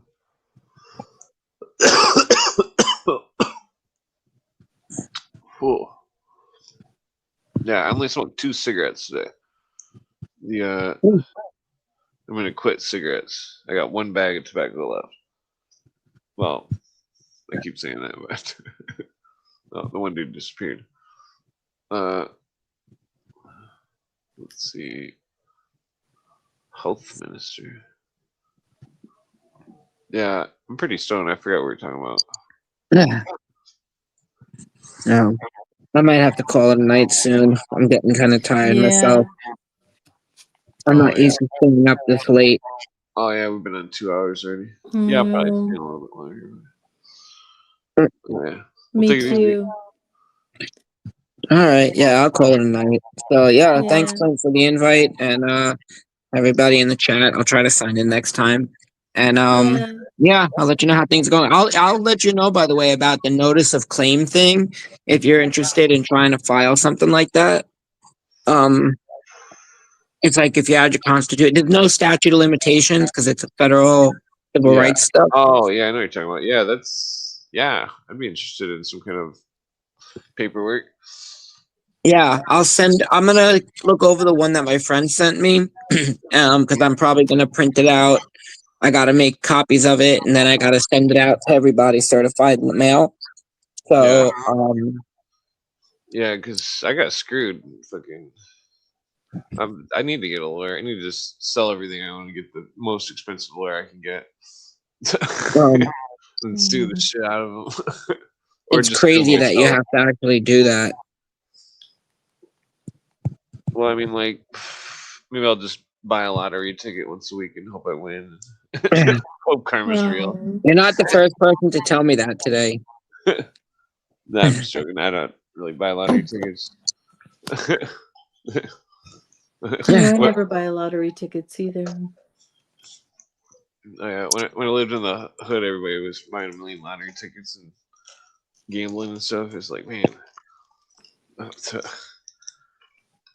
I never really got into gambling. I've never I went to a casino once in Amsterdam, and I told my friend, I'm like, "Can we get out of here?" Like it was like thick with smoke. It was like so unpleasant, you know. Oh yeah, it's pretty rough with the. It was like in the hood they always try to get you to play dice. It's like I'm not playing no dice. I don't know how to play dice.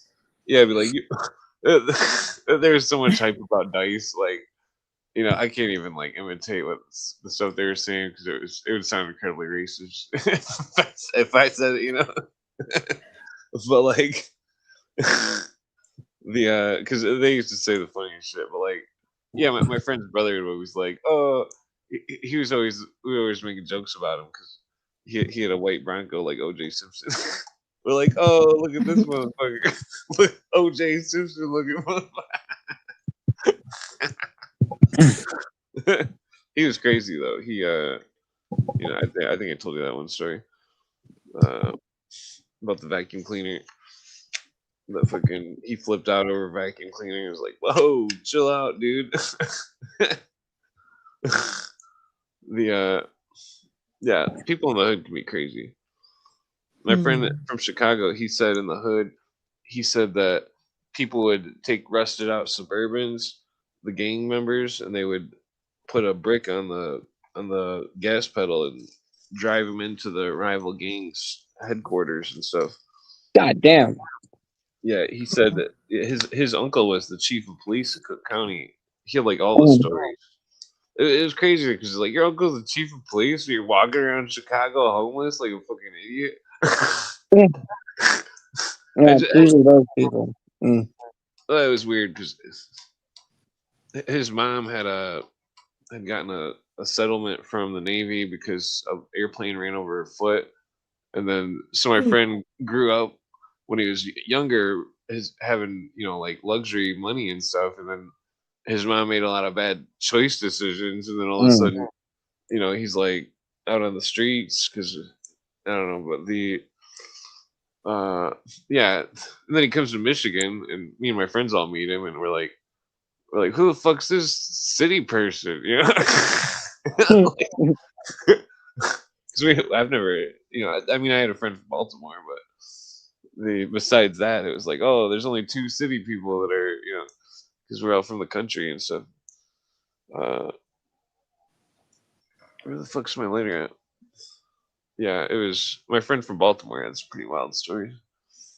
No, I lost my lighter. Oh wait, yeah. The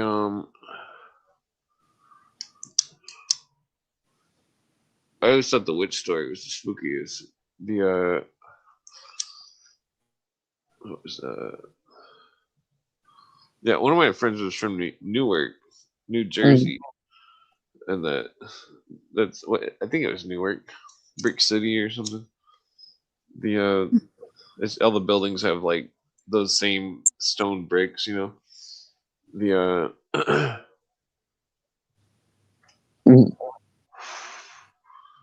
there's what was it?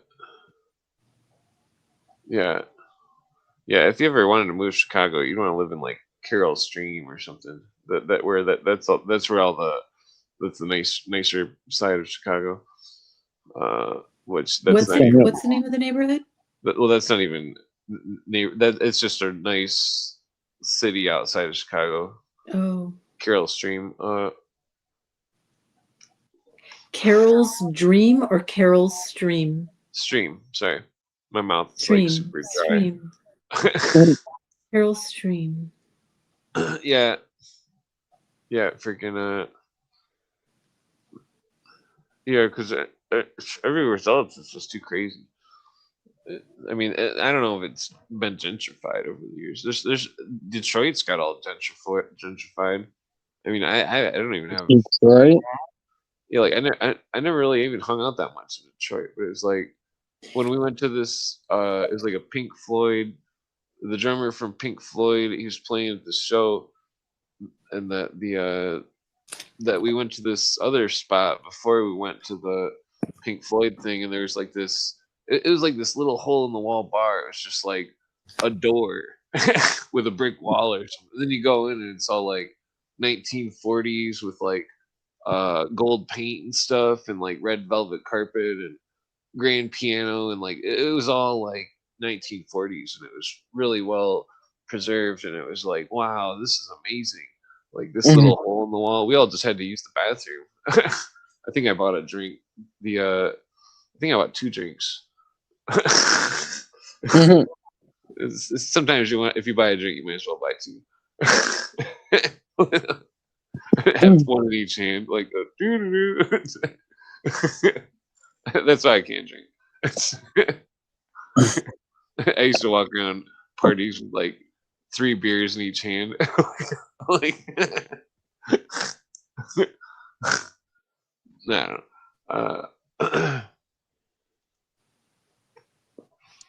Yeah, man, I'm getting pretty beat. So I'm gonna call it a night. But yeah, thanks for having me on, and yeah, we'll I'll hit you up again when I'm not waking up again at fucking 5 o'clock in the morning. It's the first day I don't have to wake up early in the morning. I'm exhausted, but I guess yeah. Yeah. Anyways, good night, Sabrina. Have a good night, everybody. Danny. See you guys You soon. too. Bye. Peace. Peace. Yeah. Freaking And then there were 2. So that Roberts guy was bringing up a lot of good stuff last night. yeah, he seemed pretty well read for being in his 30s. Definitely. And then he kind of teased. He said something about John Lennon. So I was kind of curious regarding what he had to say about that. And I wanted to know more about Matthew Alexander that he mentioned. Young guy. I still think that dude that what was it? What was the dude that killed Lennon? Allegedly, it's Mark David Chapman, I believe. Yeah, I think that it was like I think that John Lennon I think he was hit because it was like it seemed like he went with the new age stuff. Because my girlfriend was explaining it to me. Well, I've heard Todd's argument as well. Or wait, no, it wasn't Todd. It was someone else. I think it was your argument about it. It was convincing. Well, it's very fuzzy what actually happened. I have several books on Lennon, and I still can't get a straight story on what happened that night. Allegedly, he took him an album to sign and ended up shooting him, but where he shot him and what happened is all very, very hazy. And there was only one witness there, the doorman, who is very suspicious. Let's just say that he was an agency hitman. Yeah, I think that the dude was either crazy or he was some kind of MK Ultra dude or something. No. Cooper talks about it. I don't believe that Mark David Chapman shot him at all. Well, but they found Mark David Chapman across the street reading Catcher in the Rye. Yeah. I mean, that sounds like a movie, right? It's so strange. I forget the other criminals that had that, but there was a couple other ones. I don't remember. If somebody was in hypnosis, though, they would be triggered by the hypnotic thing when it was over to do something, such as read a book. No, I do not believe that it was a Mark David Chapman at all. And I'll tell you why. I haven't done a deep dive on this. Yeah, he might have been MK Ultra, but there was a doorman by the name of Jose Perdomo, and he was I think he worked for Batista in Cuba, and then he ends up in the United States, and he ends up being an assassin for the agency. What a coincidence, right? And he's Yeah. working as a night doorman at the Dakota on December 8th, 1980. He is the only witness. You think the doorman is the assailant? Possibly. Oh, I that's don't believe interesting. that Mark David Chapman did anything. That's can I prove it? No. That's just my hunch. I wonder if the doorman was what he was carrying or whatever. I think I think they got rid of Lennon. Oh yeah. Yeah. Wouldn't be the first time, right, that they get rid of somebody. Yeah. And then you have to consider motive. Yeah, because I've been in huge debates with my girlfriend about the song, I forget what song he does. Some Imagine. song. Yeah, the Imagine song. Yeah, I don't believe John Lennon did not write that song. No way. No, she thinks that it meant against the communists and the oppression and all this stuff. No, that is a globalist song, 100%. I mean, I can't remember the argument. You'd have to talk to her. Yeah, well, I remember it was a complex argument. That song never sat well with me since I was a kid. And knowing what I know now, I've done a pretty deep dive on the Beatles. Whether or not they wrote their songs. I mean, there's no question that they didn't, especially before 1966. Yeah. I've got so many books on the Beatles, and I mean, I went nuts over this topic because I was a Beatlemaniac, but I was a Beatlemaniac. I wasn't around when they were a group, but I was a Beatlemaniac after the fact. So it was very, very difficult for me to shake that off. I was devastated. So I left no stone unturned. But yeah, my theory is that, yeah, I mean, all three original Beatles were gone by 2001. Oh yeah. Yeah.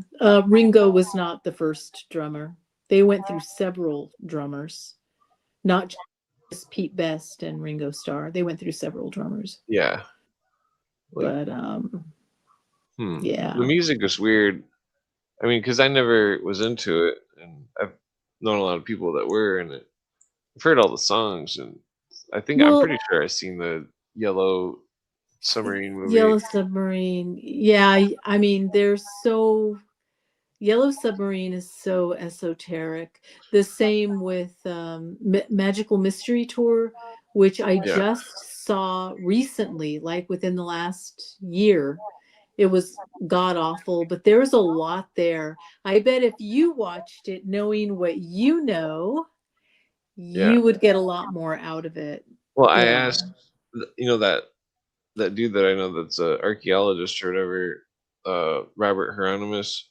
He's he knew the Beatles, I mean, I asked him about the Yellow Submarine if it was a consciousness evolution, and he said yes, and he started joking about it, but he didn't really elaborate. It's like I couldn't really get him to say anything more about it.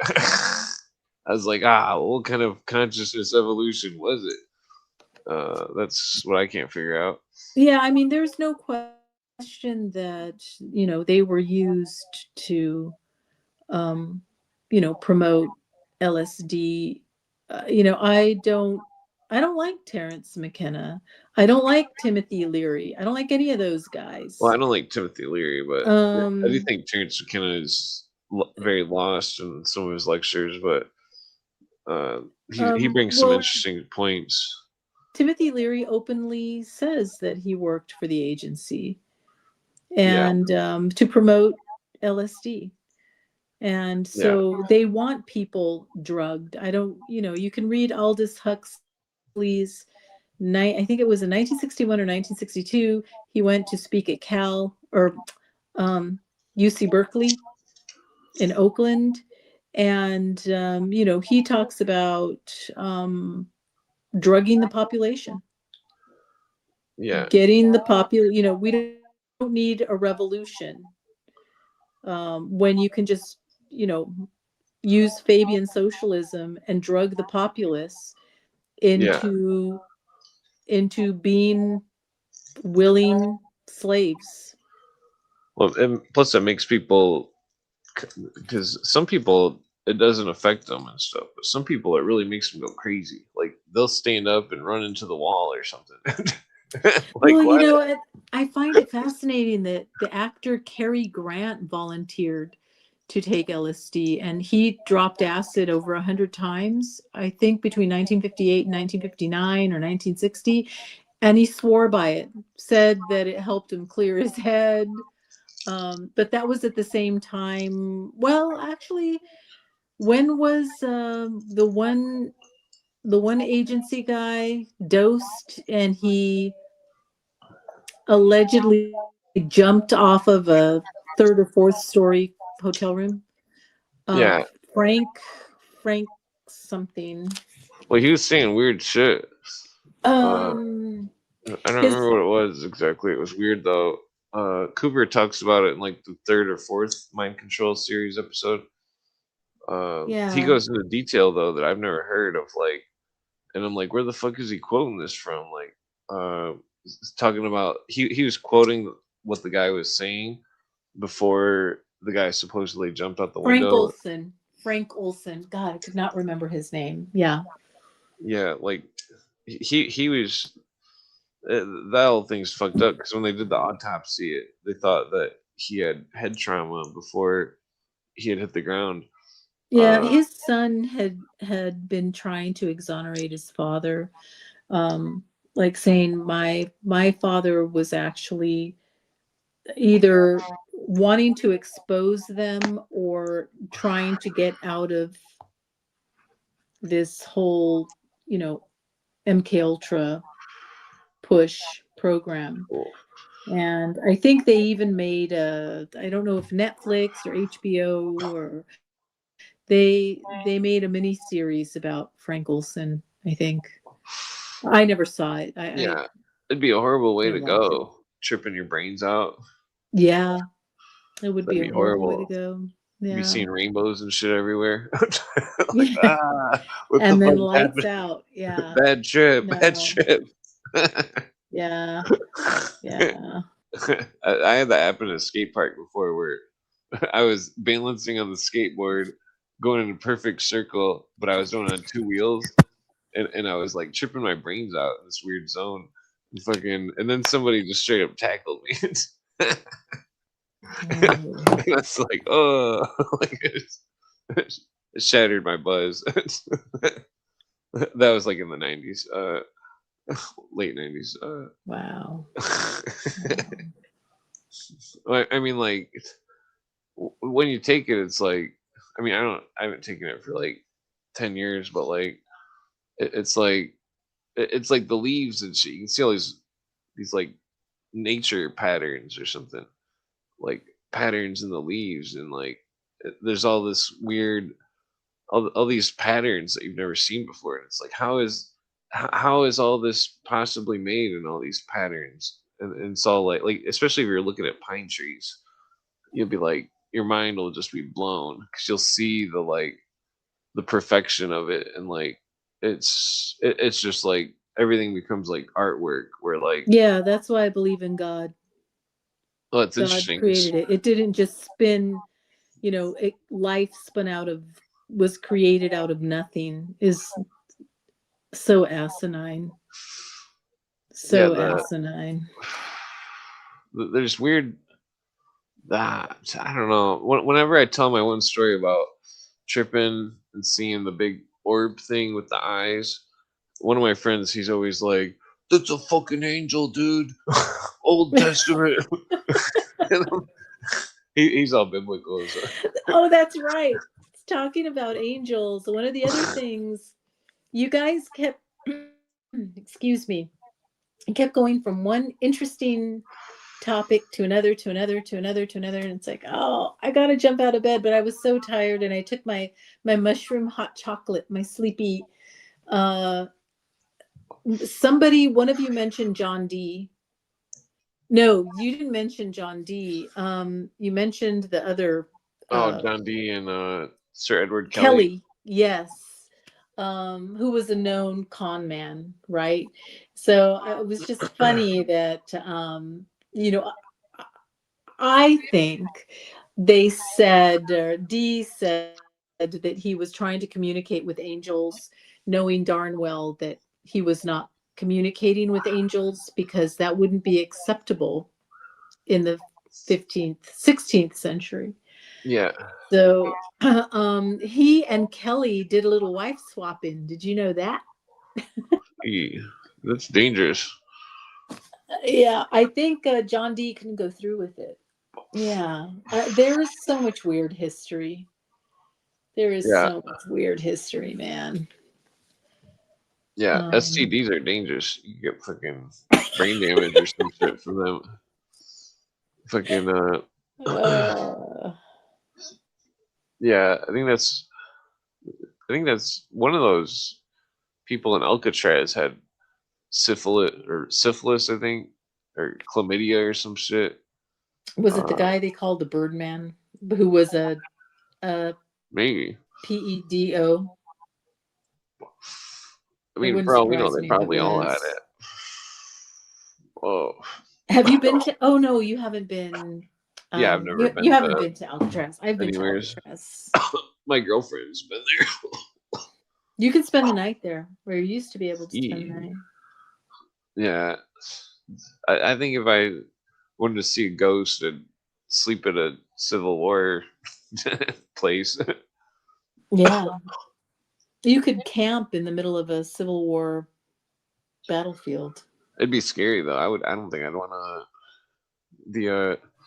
There was this one Unsolved Mysteries, and it was about these brothers or something, and they inherited a ranch house or something, and it had like hunting land or something, and they were going out there to hunt. There was like 3 brothers, and this is how ghost stories always go, where it's like there's always weird stuff about it. But like the first night, the one brother, he was awoken by something banging on the wall, like bang, bang, bang, bang, and he wakes up. Nobody else wakes up, and he's like, "What the fuck's going on?" And it doesn't stop. The next night, the next brother, and so on. So all 3 brothers experience it, but only separately. And then they tell their sisters, and their sisters were these real big ladies, the real heavy ladies, but they weren't afraid of nothing. They're like, oh, they said that they went to stay at that house because they thought their brothers were pussies, and then they had the same exact experience where the noise of the ghost banging on the wall was somehow it was what was that called? Somehow it was contained or something. It was like the other people didn't hear it, or sometimes in the ghost stories, one person or 3 people, or some people will see the ghost, but other people won't, or some people will hear something, but other people won't. And it's a weird thing. It reminds me of the Banshee story of the Irish, where the O'Brien family, the O'Connell, I forget the other 4 names, but basically it's said that only those 4 or 6 families can hear the Banshee call in Ireland. Yeah, so it's weird because it was like a genetic. They were saying there's a genetic prerequisite to hearing ghosts. Yeah, no thanks. I'll pass. Yeah, it's definitely weird. Yeah. Was it you that said you? Oh, no, it wasn't you. I know who it was. I think it was, I thought it was Isaac Weishaupt, maybe, who said that something followed him home. Oh, that's creepy. Yeah, I think I Yeah, remember seeing that. like a ghost or something. And I've seen there's a guy who would travel around the US and he started visiting Indian reservations. And I saw him visiting one reservation in Arizona, New Mexico, and they visited a cemetery. And before they left the cemetery, they did something with sage. And the Indian guy said, "You have to do this to make sure nothing follows you out of Hmm. here." Which do you know anything about that? There's Burial grounds and stuff not like being that with. followed. I mean, there's traditions like that with all different cultures. Like the Hebrews and stuff, they cover up the mirrors, and if you were to, go to a funeral, you couldn't talk to anybody for 7 days, because they thought the spirit was, attached or something, or all sorts of stuff like that. I mean, the tribal lords. I mean, the I don't know, some of the tribes, they say that there was two rules with some of the tribes. One was to bury them to the east, so then they're reborn, and then the other was for the braves and the chiefs, where the chiefs and the braves would be, their head would face the west when they were, and like that, it was that there was a legend that they would go to the stars and become a star, and that they would shine forevermore, basically. uh Hmm. I should have thrown a pirate accent on that. Forevermore.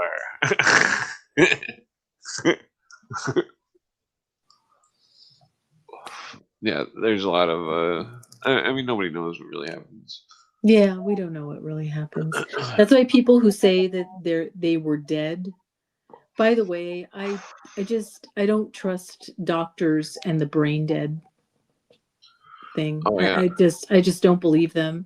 I've heard way too many stories of You heard about that people. lady that was frozen solid for 28 minutes and she came back to life? They couldn't even give her an IV. Uh, and she fell in a lake or something, and Oh she yeah. came right back to life when she unthawed, like some Yeah. Encino Man type shit. It's a freaking miracle. Hey, I think it was in like there Minnesota or something. there was a movie. I think it was called Iceman, about a caveman who is found frozen and they unfreeze him and put Oh, him in an exhibit like a zoo to observe him. is that newer or is that older? I think it's older. I think they made it in the 80s, I want to say. I wonder if the Encino Man movie ripped that movie off. It sounds like it did. Yeah, Encino Man it was an okay comedy. I mean, for some reason, it was really popular in the 90s. It's like Encino Man. I think it drove people to smoke weed and be stoners. Now you're making me think It's got about the Brandon Fraser in Iceman. it. Encino Man does, yeah. Yeah, and then it's got the dude from Lord of the Rings. He's also in a bunch of other There older are movies. lots of dudes I in think the he's in the Lord of the Goonies too. Rings. You mean Viggo Mortensen? Uh, Aragorn? no, the hell's his name? Sean Astin. Oh, Sean Astin. Yeah. Yeah. Yeah. It's Yeah, interesting. I The forgot about this movie. Yeah. Encino Man. No, not Encino Man, Oh, Iceman, Iceman. which yeah, Encino Man turned this story into a comedy. Kind of like Unfrozen Caveman Lawyer. Do you remember that from Saturday Night Live? Oh yeah, that was a good one. Yeah. Ugh, ugh. Sometimes I run out of my BMW because I see these strange things flying in the sky. Yeah, this Iceman reminds me of what was that movie? I've never seen this one. I'm gonna check it out. It was it was called Fire or something. It's like an '80s movie. I'm pretty sure it's '80s. It's like Man Gets Fire? Fire or something. Quest for Fire. That's what it was. Oh, Quest for Fire. I thought that was weird because not necessarily the movie itself, but like after hearing the William Cooper stuff about Mystery Babylon and it's like it seems like the movie was in 1981. After listening to William Cooper's Mystery Babylon series, it's like why didn't he mention Quest for Fire? That's definitely Illuminati type or a secret society movie. Yeah, I've never heard of this movie. It came out in 1981. Oh, you've never seen it? Uh-uh. It's weird because it's like there's no words. I remember seeing it when I was a little kid, and it was like this is weird. Like there's Oh no no, I words. can't handle that. I can't handle caveman grunting. Well, I mean, it was Caveman grunting. it was weird. You gotta at least see it once. I don't know. I guess you don't, but it's. Oh my gosh, IMDb gives it a 7.3. This movie was huge. You don't remember this in the '80s? Everybody's seen No, it. What? Are you kidding me? no, Quest for Fire and Willow and all no. these other stupid movies. This was one of them. Mm-mm. Yeah, that was it's interesting. I mean, yeah. Plus, I got the symbol that's 32nd degree symbol. The on the Q on it. The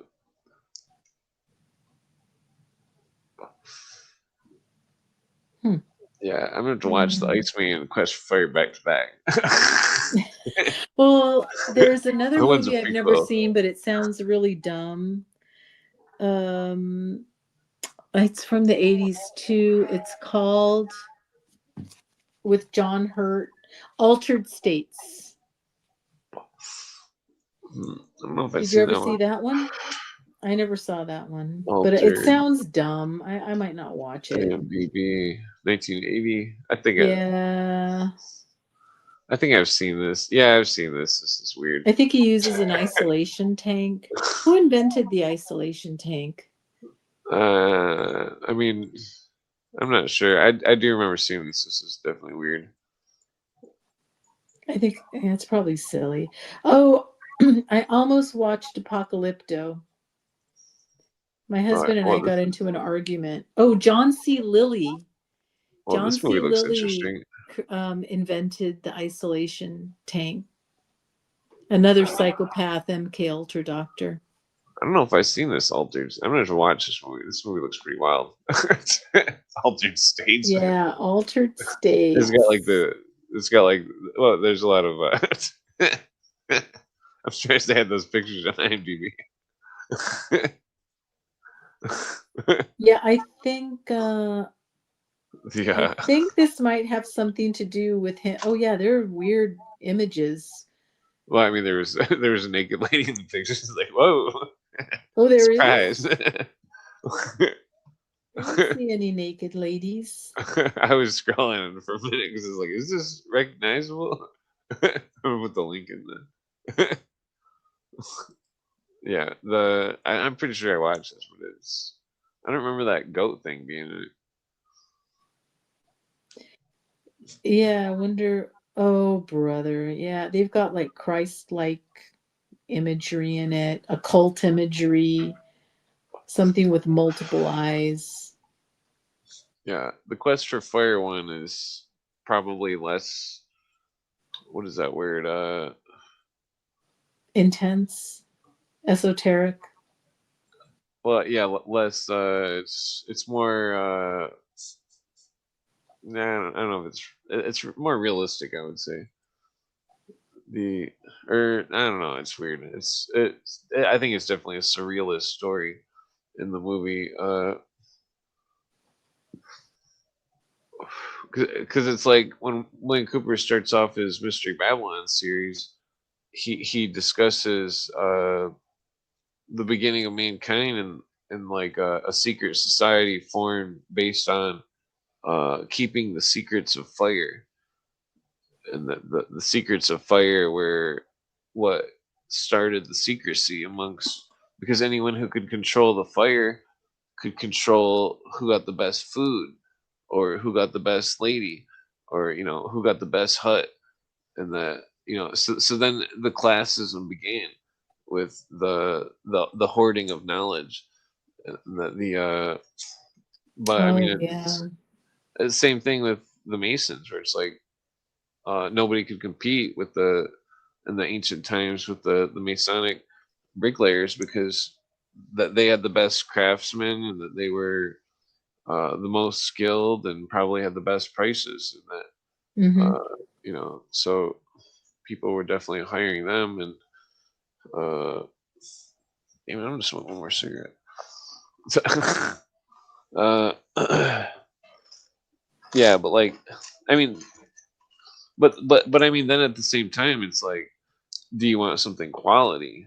Do you want somebody who's like been through degrees of cutting stones to you know precision make something, or do you want to pay somebody that's like just some kind of con artist that's like Hmm. over ordering materials and trying to Yeah. take them back to the store and shit. That happened to my friend. He bought a deck.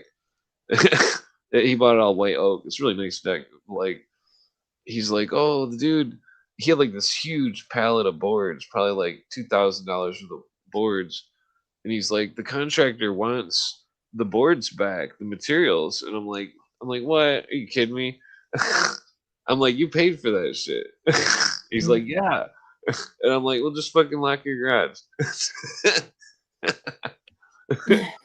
Because the contractor was trying to come back and take the boards. They do that. People are fucking shady. They do this to all the people all the time. Like, my dad was the only fucking contractor that I've known around here that's was it on the. Well, I mean, That was honest.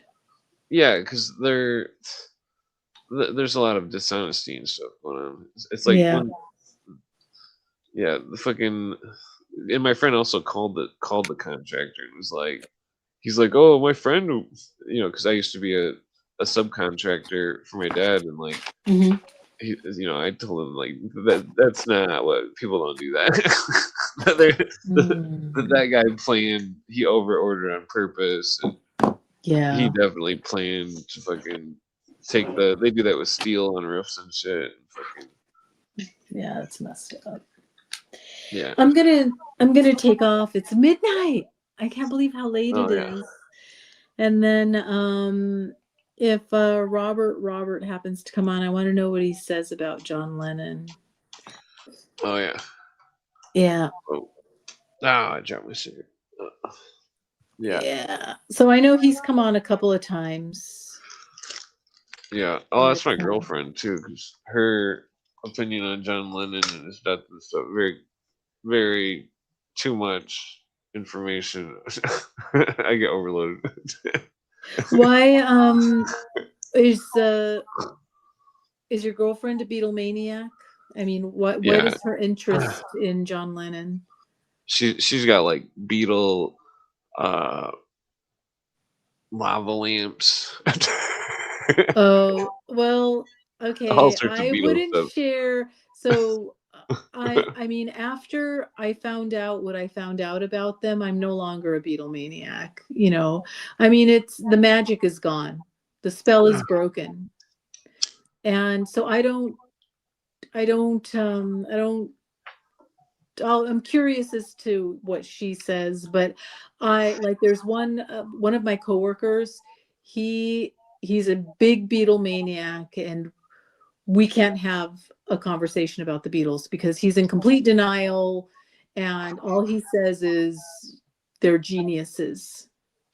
They were geniuses. I mean, Well, he doesn't want to know anything. No, it's not true. It's all fake. And well, um, people that have never been in like a studio for recording music, it's like they don't understand. It's like the Beatles.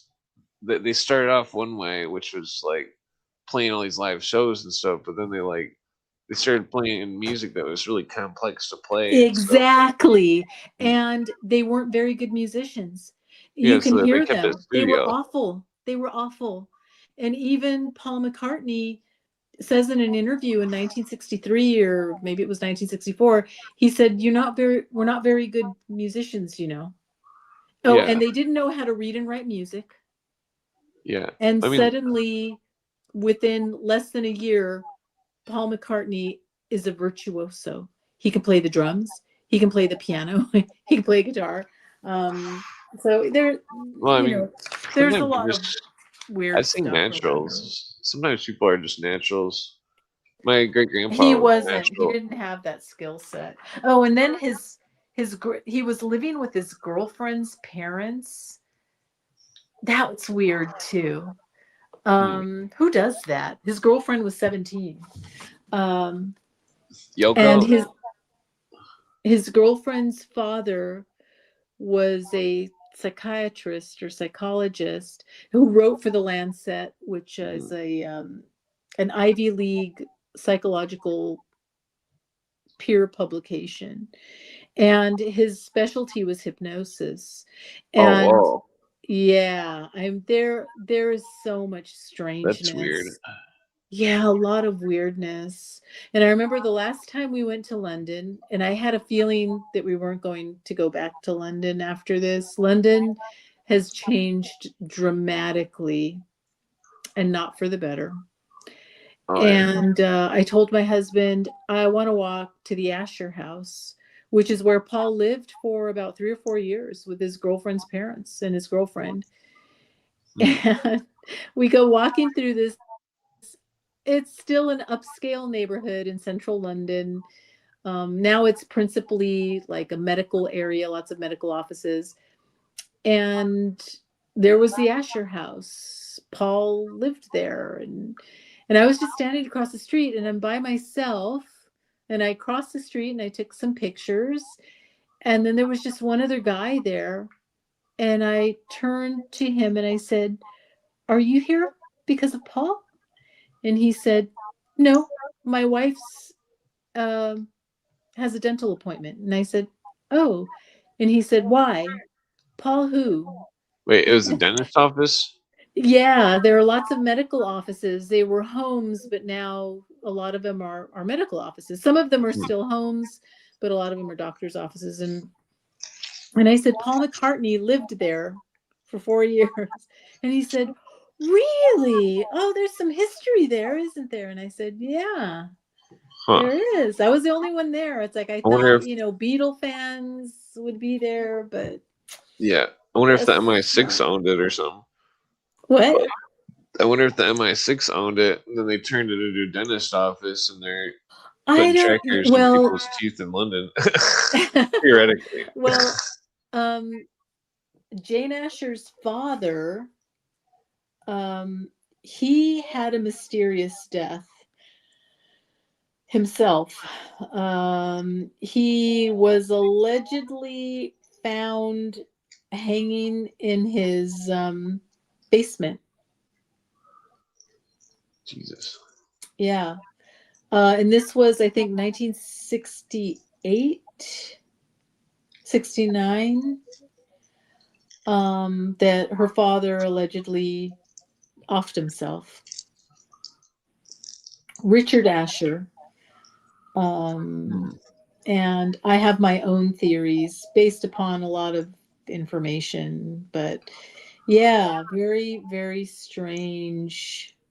And he died. Oh, it was actually 1969, April 25th. He was only 57 years old. Huh. Yeah. Yeah. Lots of weirdness. Anyway. I mean, sometimes people just bite the dust. I mean, I don't think so. I mean, yeah, it's definitely possible that he was taken He out was or hanging. 57 Wimpole Street. That's where I was. No, it's spooky. My friend's dad used to own this warehouse that we used to do the cupboards in, you know, for like kitchen cabinets or whatever. And that there was a spot in the warehouse that used to be an electrical building, and that there was a spot where they say somebody had, you know, suicided, and that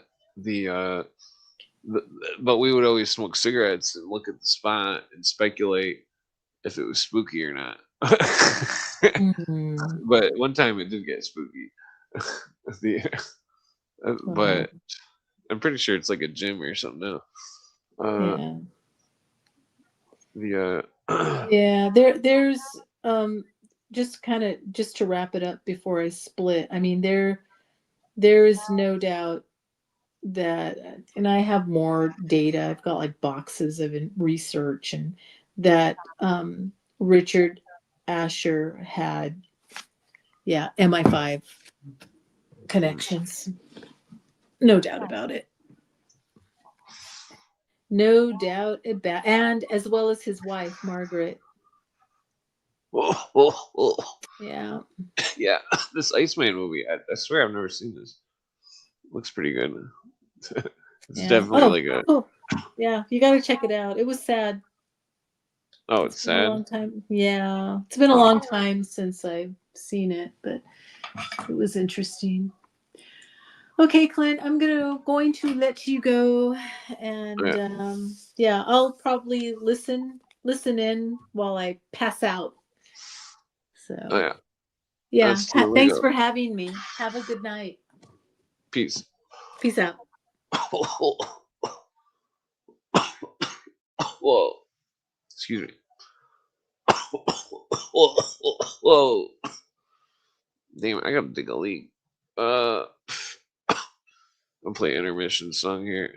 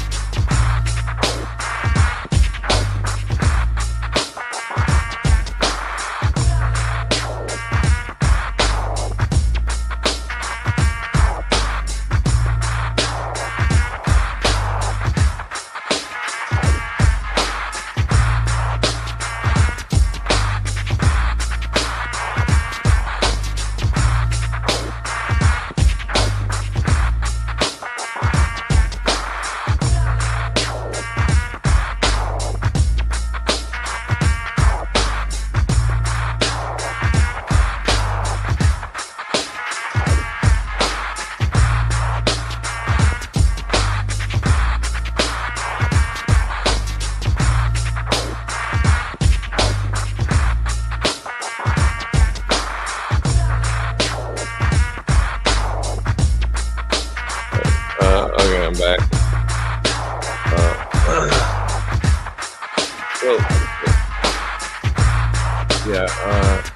It's pretty good. Pretty good slow down.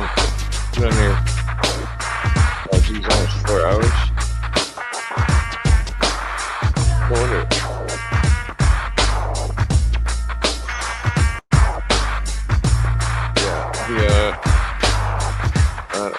don't know if I got any more. Well, I still got like 20 left, but maybe I should discuss something here.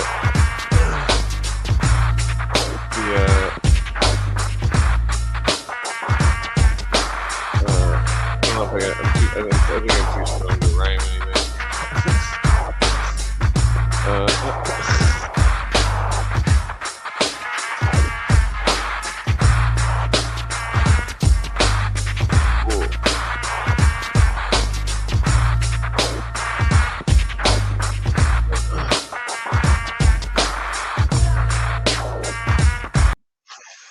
Okay, yeah, I was just catching my breath with a little bit of weed smoke.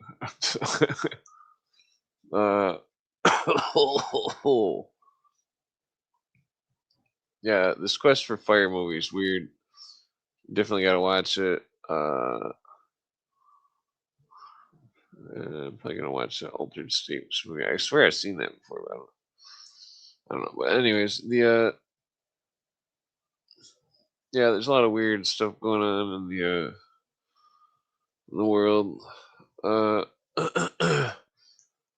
It's like makes you wonder. It's like maybe we should like start some kind of water cleaning place or something, or I don't know.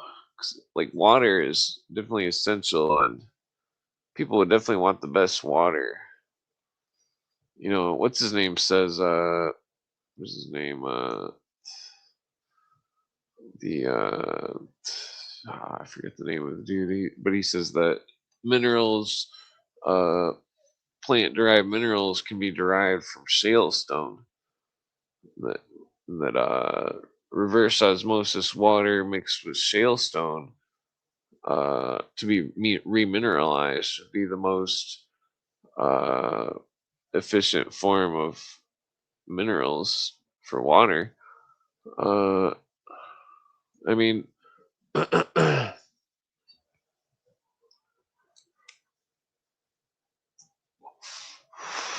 remember when I was a kid, it was like, so I was always thinking a lot, like in the 90s, and like the well, like fucking Arizona used to have, no, it was New Mexico. They used to have land for like $100 an acre or something.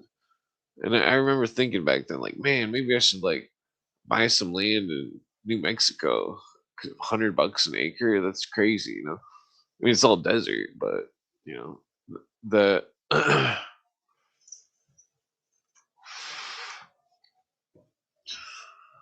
uh, but now it's like I think it's at least 10,000 an acre in New Mexico, or 5,000 or something. I don't remember, but the whole inflation is just so crippling altogether. And then not that even if I had money, I wouldn't even drive anywhere. It's just, I mean, I'd go visit my friends and stuff, but 'cause I haven't like been to anybody's house in like a million years. But like fucking the I was like the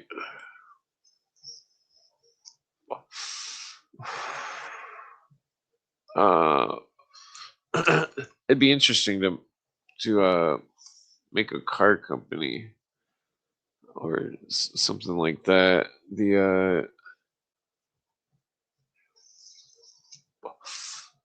one of my friends, he's Sikh, he's like super rich or something, but like talk him into making a car company, like let's do this. Get him to smoke a joint, like I mean, there's a car company in England called TVR, and it's like a race car, and it was the 90s ones are cool. They made one called the Cerbera. You can get the Cerberas imported these days. 90s Cerbera. Those things are really nice.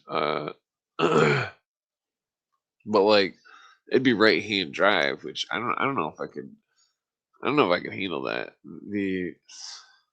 I mean, I could, but like I don't think I could handle right hand drive. Uh,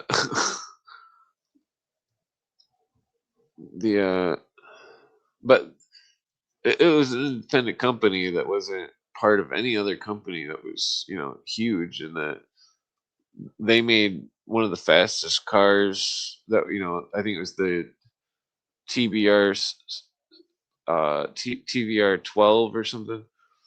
It was had like a top speed of like 250, and it like just freaking, you know, I mean but that's on the land, and like for the air, that I can't remember what the Mach levels of stealths and all this stuff is, but it makes this is the reason why I think there's secret technologies, because when there's on paper uh, radar readings of 49,000 miles an hour, that in 1950, that's when it becomes something that's pretty weird, because there wasn't nothing in 1950 moving that fast. Fucking 50,000 miles an hour. I don't know how many Mach whatever that equals, like Mach 10 or something, Mach 8. I don't know, but the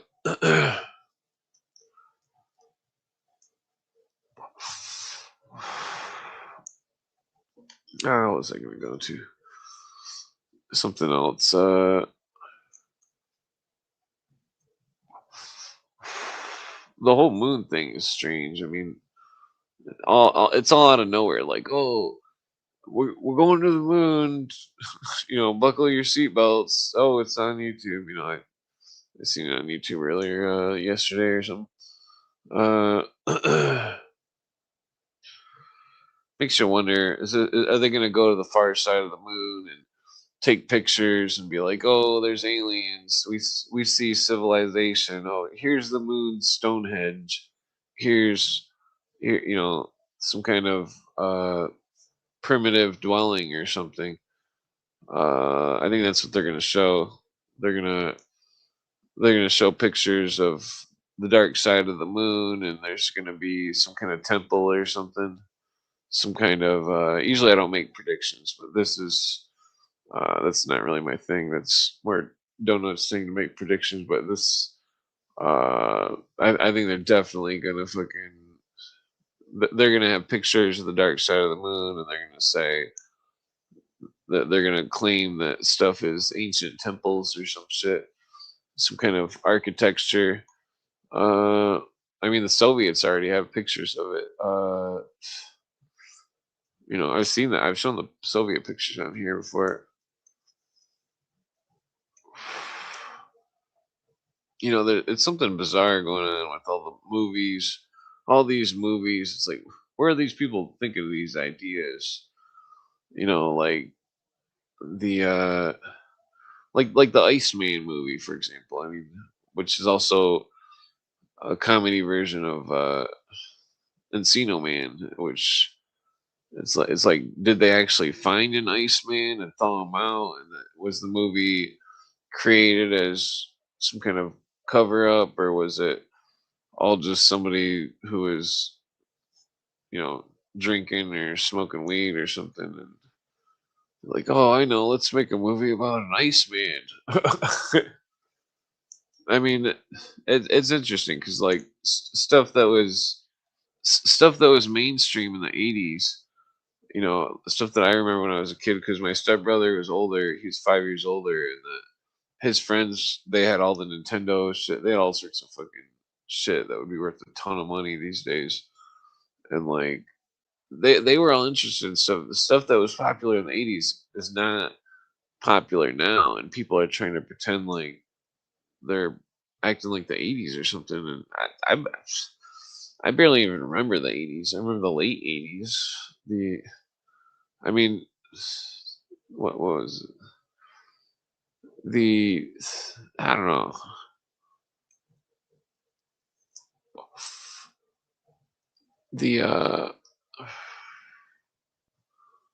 What was it? Yeah, like in the 80s, it was like everybody had one of those fucking those cars, the car tracks, and the cars. You like have like a car mechanism that drives a little car on a track, and you could make it into some kind of big track or something.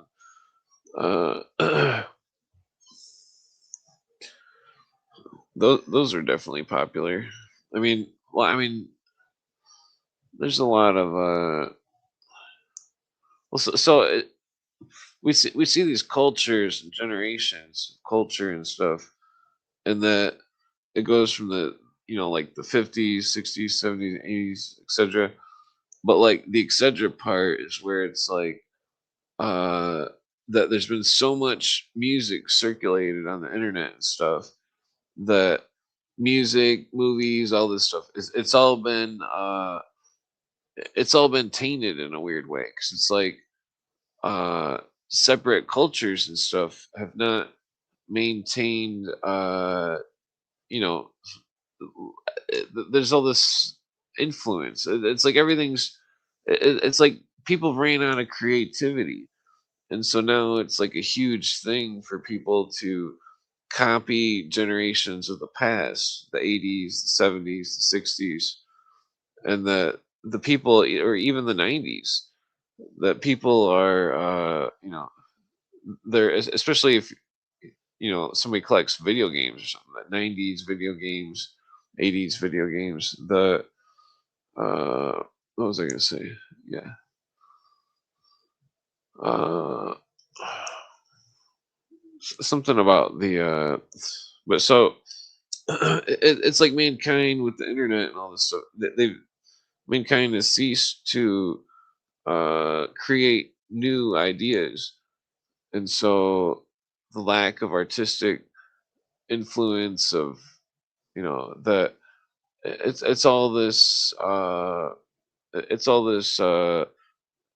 pretend fractal where it's like where the fuck, that's not the right word, the it's like something happens, and then over time people celebrate it and they feel like it's happening again or something. It's like these these uh these periods of times through generations where if you read that book, the Fourth Turning, I think it's called, that book is very interesting because it's like talking about these generations and stuff, and like the change of ideologies from one generation to the next affecting them in certain ways. And so excuse me, I'm sure you've all seen the meme where it's like talking about a poor generation makes a strong person uh makes a safe generation makes weak people. And so that's like the cycle of that's partially a cycle. But in the Fourth Turning book, the writer writes far beyond. He's writing about a 13 cycle thing, and and it's very articulate in its descriptions of the generations, and it's very interesting because I don't remember if he points it out, but it's like Generation X, which technically that's, well, I don't know I don't think I'm Generation X technically, but the I don't know, it doesn't matter. But like in the book, in the Fourth Turning, he says that Generation X is 13 generations after the founding fathers, and he says that based on his cyclical understanding of the change of generations, that the Generation X would revolt, and because uh, it was a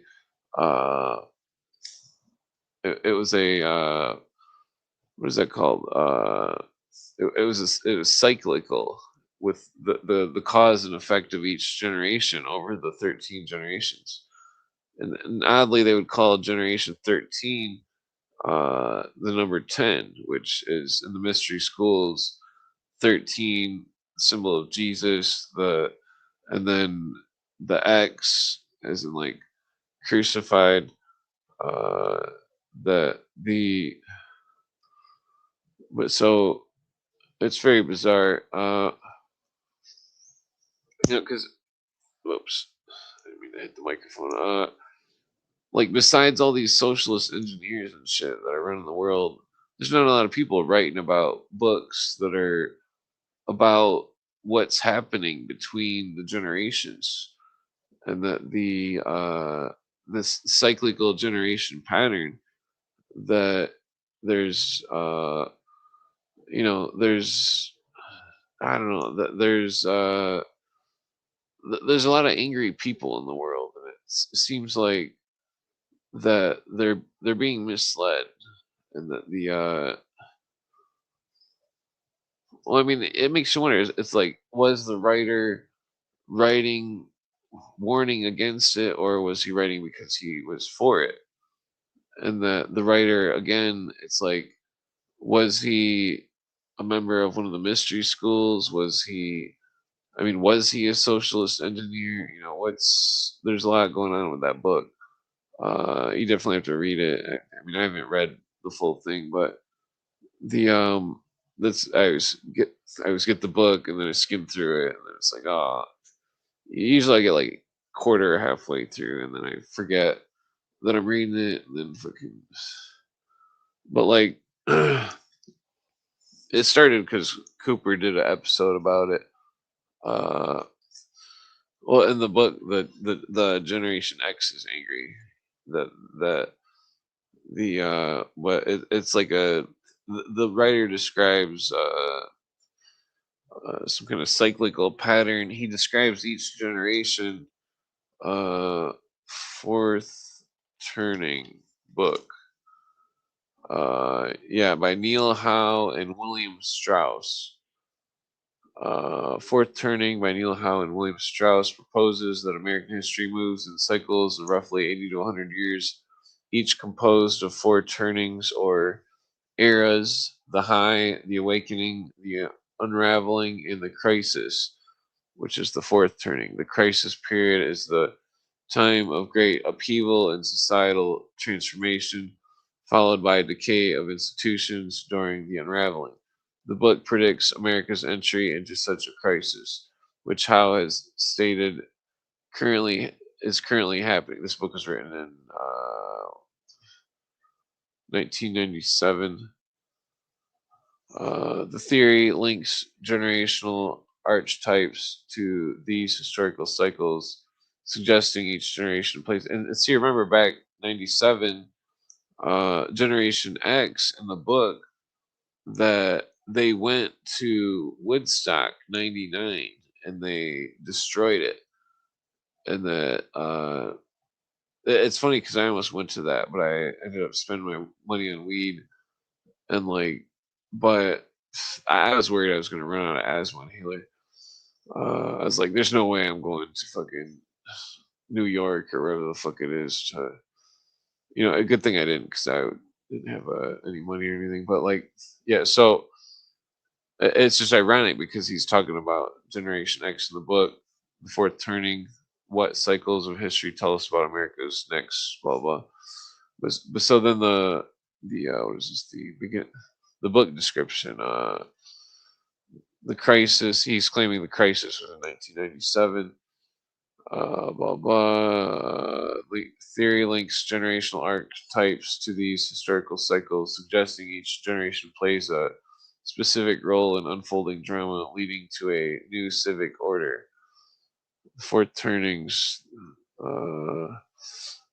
The first turning, the high, the period of strong institutions and conformity, followed by major crisis, e.g., post World War II era. Second turning, the awakening, the time of spiritual and cultural rebellion, challenging the established order, e.g., the 1960s counterculture. Third turning, the unraveling, the individualism triumphs over institutions, leading to civic decay and cultural conflict, e.g., the 1980s and 90s. Fourth turning, the crisis, a period of major upheaval, war, societal collapse that resolves the previous era's problems and forges a new civic order, e.g., the American Revolution, Civil War, Great Depression, World War II. So this is I'm reading the description for The Fourth Turning, the book by Neil Howe, Howe, and William Strauss, Strauss. What is it? So key concepts. Each generation has distinct personality and role that shapes the turnings. History is not random, but moves in predictable generational cycles like seasons. The book uses the theory to predict that America is entering into blah blah. Let's see. Yeah, so I mean, Cooper does episodes about it. It's that's damn it, I just what was that I just had open? That movie. Oh yeah, Quest. Oops. Yeah, the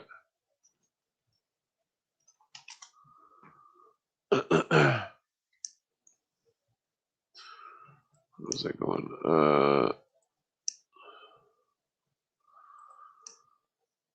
Yeah, so damn it, what was I saying something about Cooper? Something about what Cooper was it DARPA 80-year plan? Wait until 8 years. What is this? Oh, those are old messages. Okay.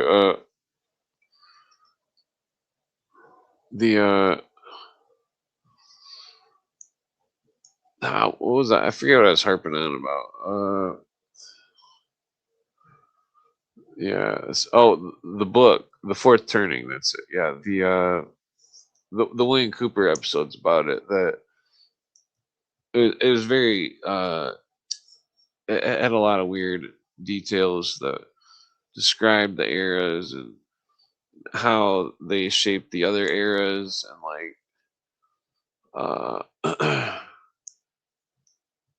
or maybe was it that book or was it might have been their next book. Fourth Turning book. Yeah, I don't remember if it was that book. I'm pretty sure it was that book. They had a sequel to the book. I'm pretty sure.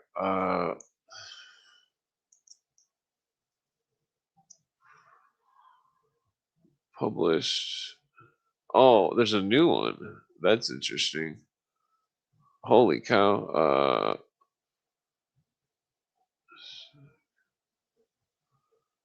Wait. Okay, yeah. So it looks like the writer of The Fourth Turning, Neil Howe, has written some new stuff. Book analyzes how boomers, Gen X, millennials, Gen Z will shape the political, social, economic challenges over the coming decade.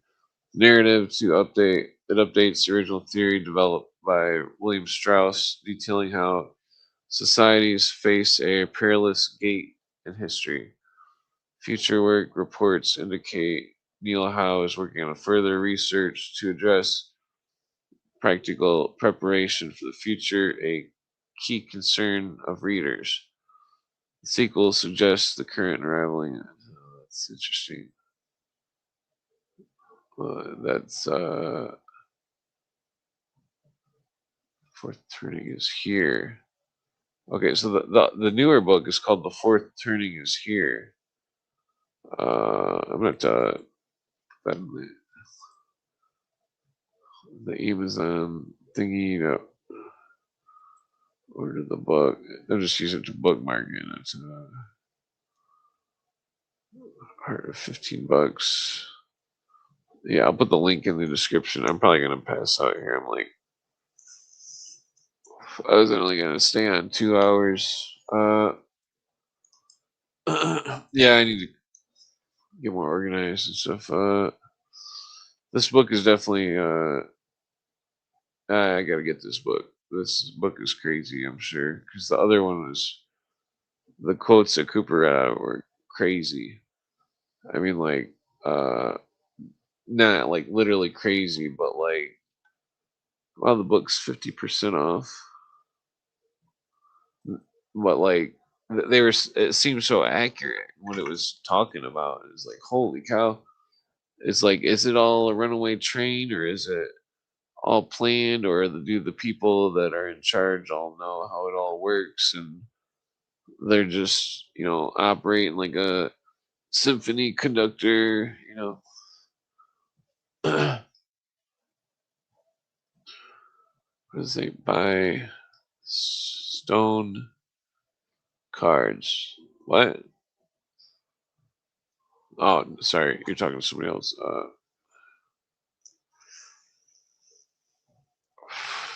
Yeah,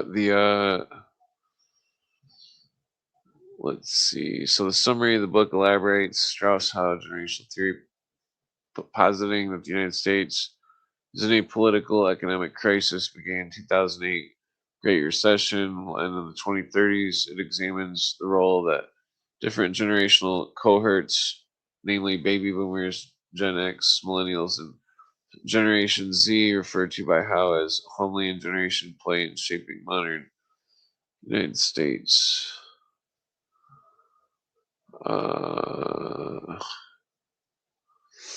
So Francis Fukuyama in the New York Times criticized the book thesis for being too neat and arbitrarily, calling it, quote, an updated version of Whig history.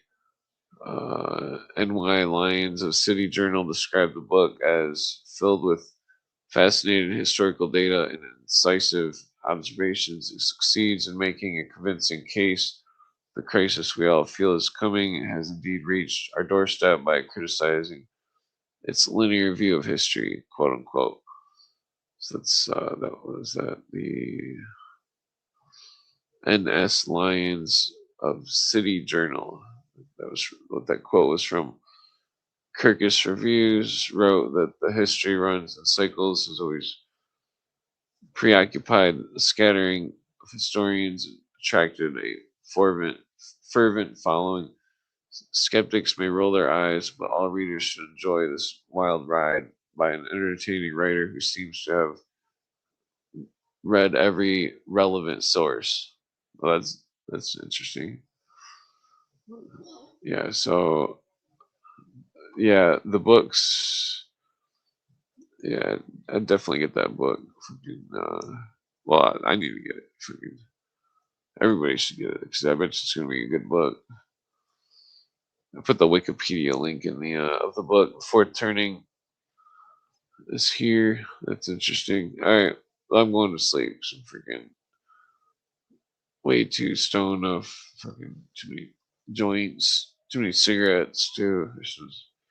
Wasn't gonna smoke any cigarettes, but I smoked two. Well, 1.5. All right. Let's see here. All right. Good night. Peace out. Listen to Wayne Cooper. Watch The Quest for Fire. No, I don't remember what happens in the movie exactly.